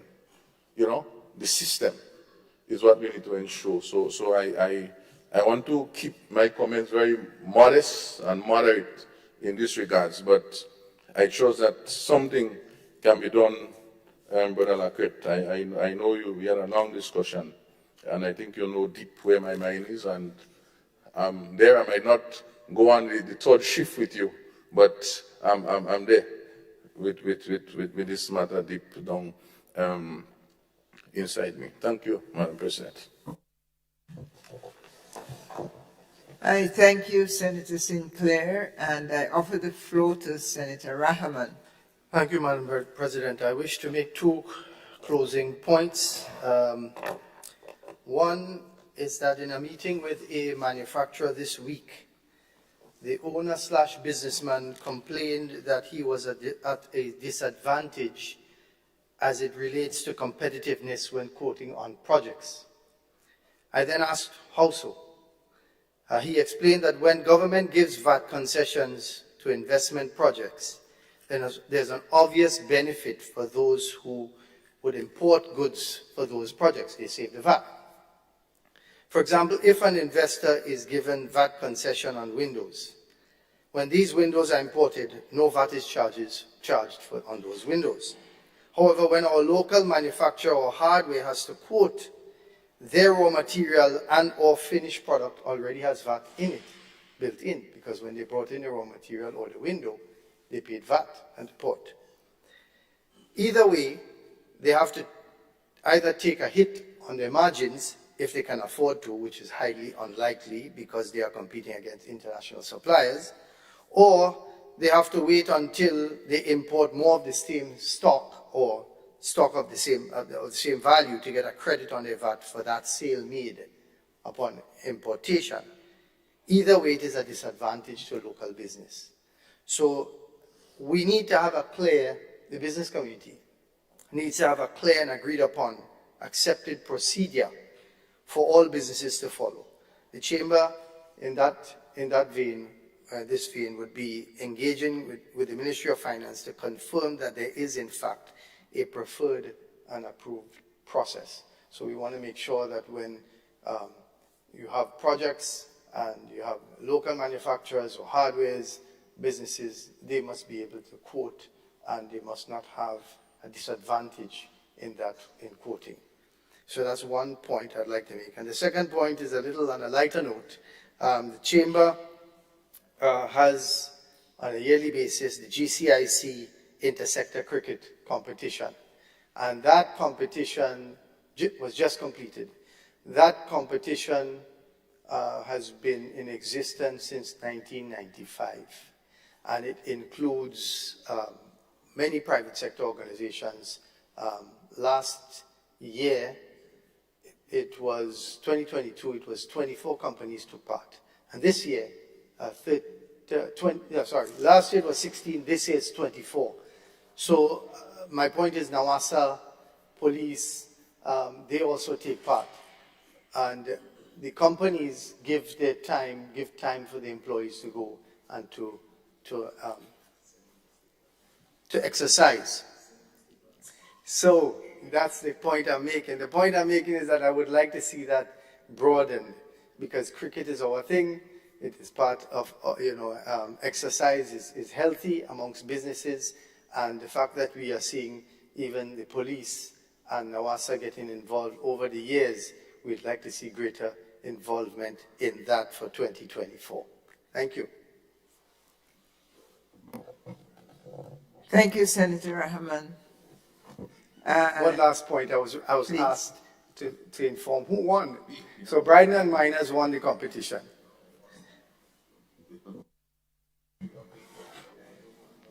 Congratulations to them. We have a proposal for adjournment. I would like to preempt it a little by preclude it by saying thank you for your presence and participation and accommodation to all the senators this morning.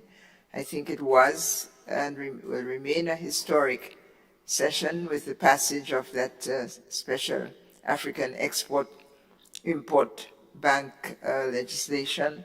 We look forward to the reconnection between Grenada, CARICOM, Africa on growing the new economy, because clearly we are moving away from the brown economy, from manufacturing. We're moving more and more into the knowledge economy, the green, blue, creative economy. And obviously we need new institutions to take us there. Those of you who attended the creative sector conference would have seen and felt the presence of the Latin American and Caribbean Bank. And now this morning, the Export-Import African Bank. And there are many other financial and other institutions, particularly in the developing countries, that are arising as the developing countries are developing and shifting their own economic focus. As I said, somebody said this morning, in the digital realm, but also in the blue or green, and in Grenada, in the gold economy. So it is a turning point, and we very much welcome our country's participation in much of this new economic thrust on the global scale. Thank you all very much for your reports, your contributions, and we look forward to a wonderful rest of June until we meet again. All those who are in favor of the motion to end our session of the Senate this morning, say aye. Those opposed, say nay. But of course, the ayes have it. Senate is adjourned.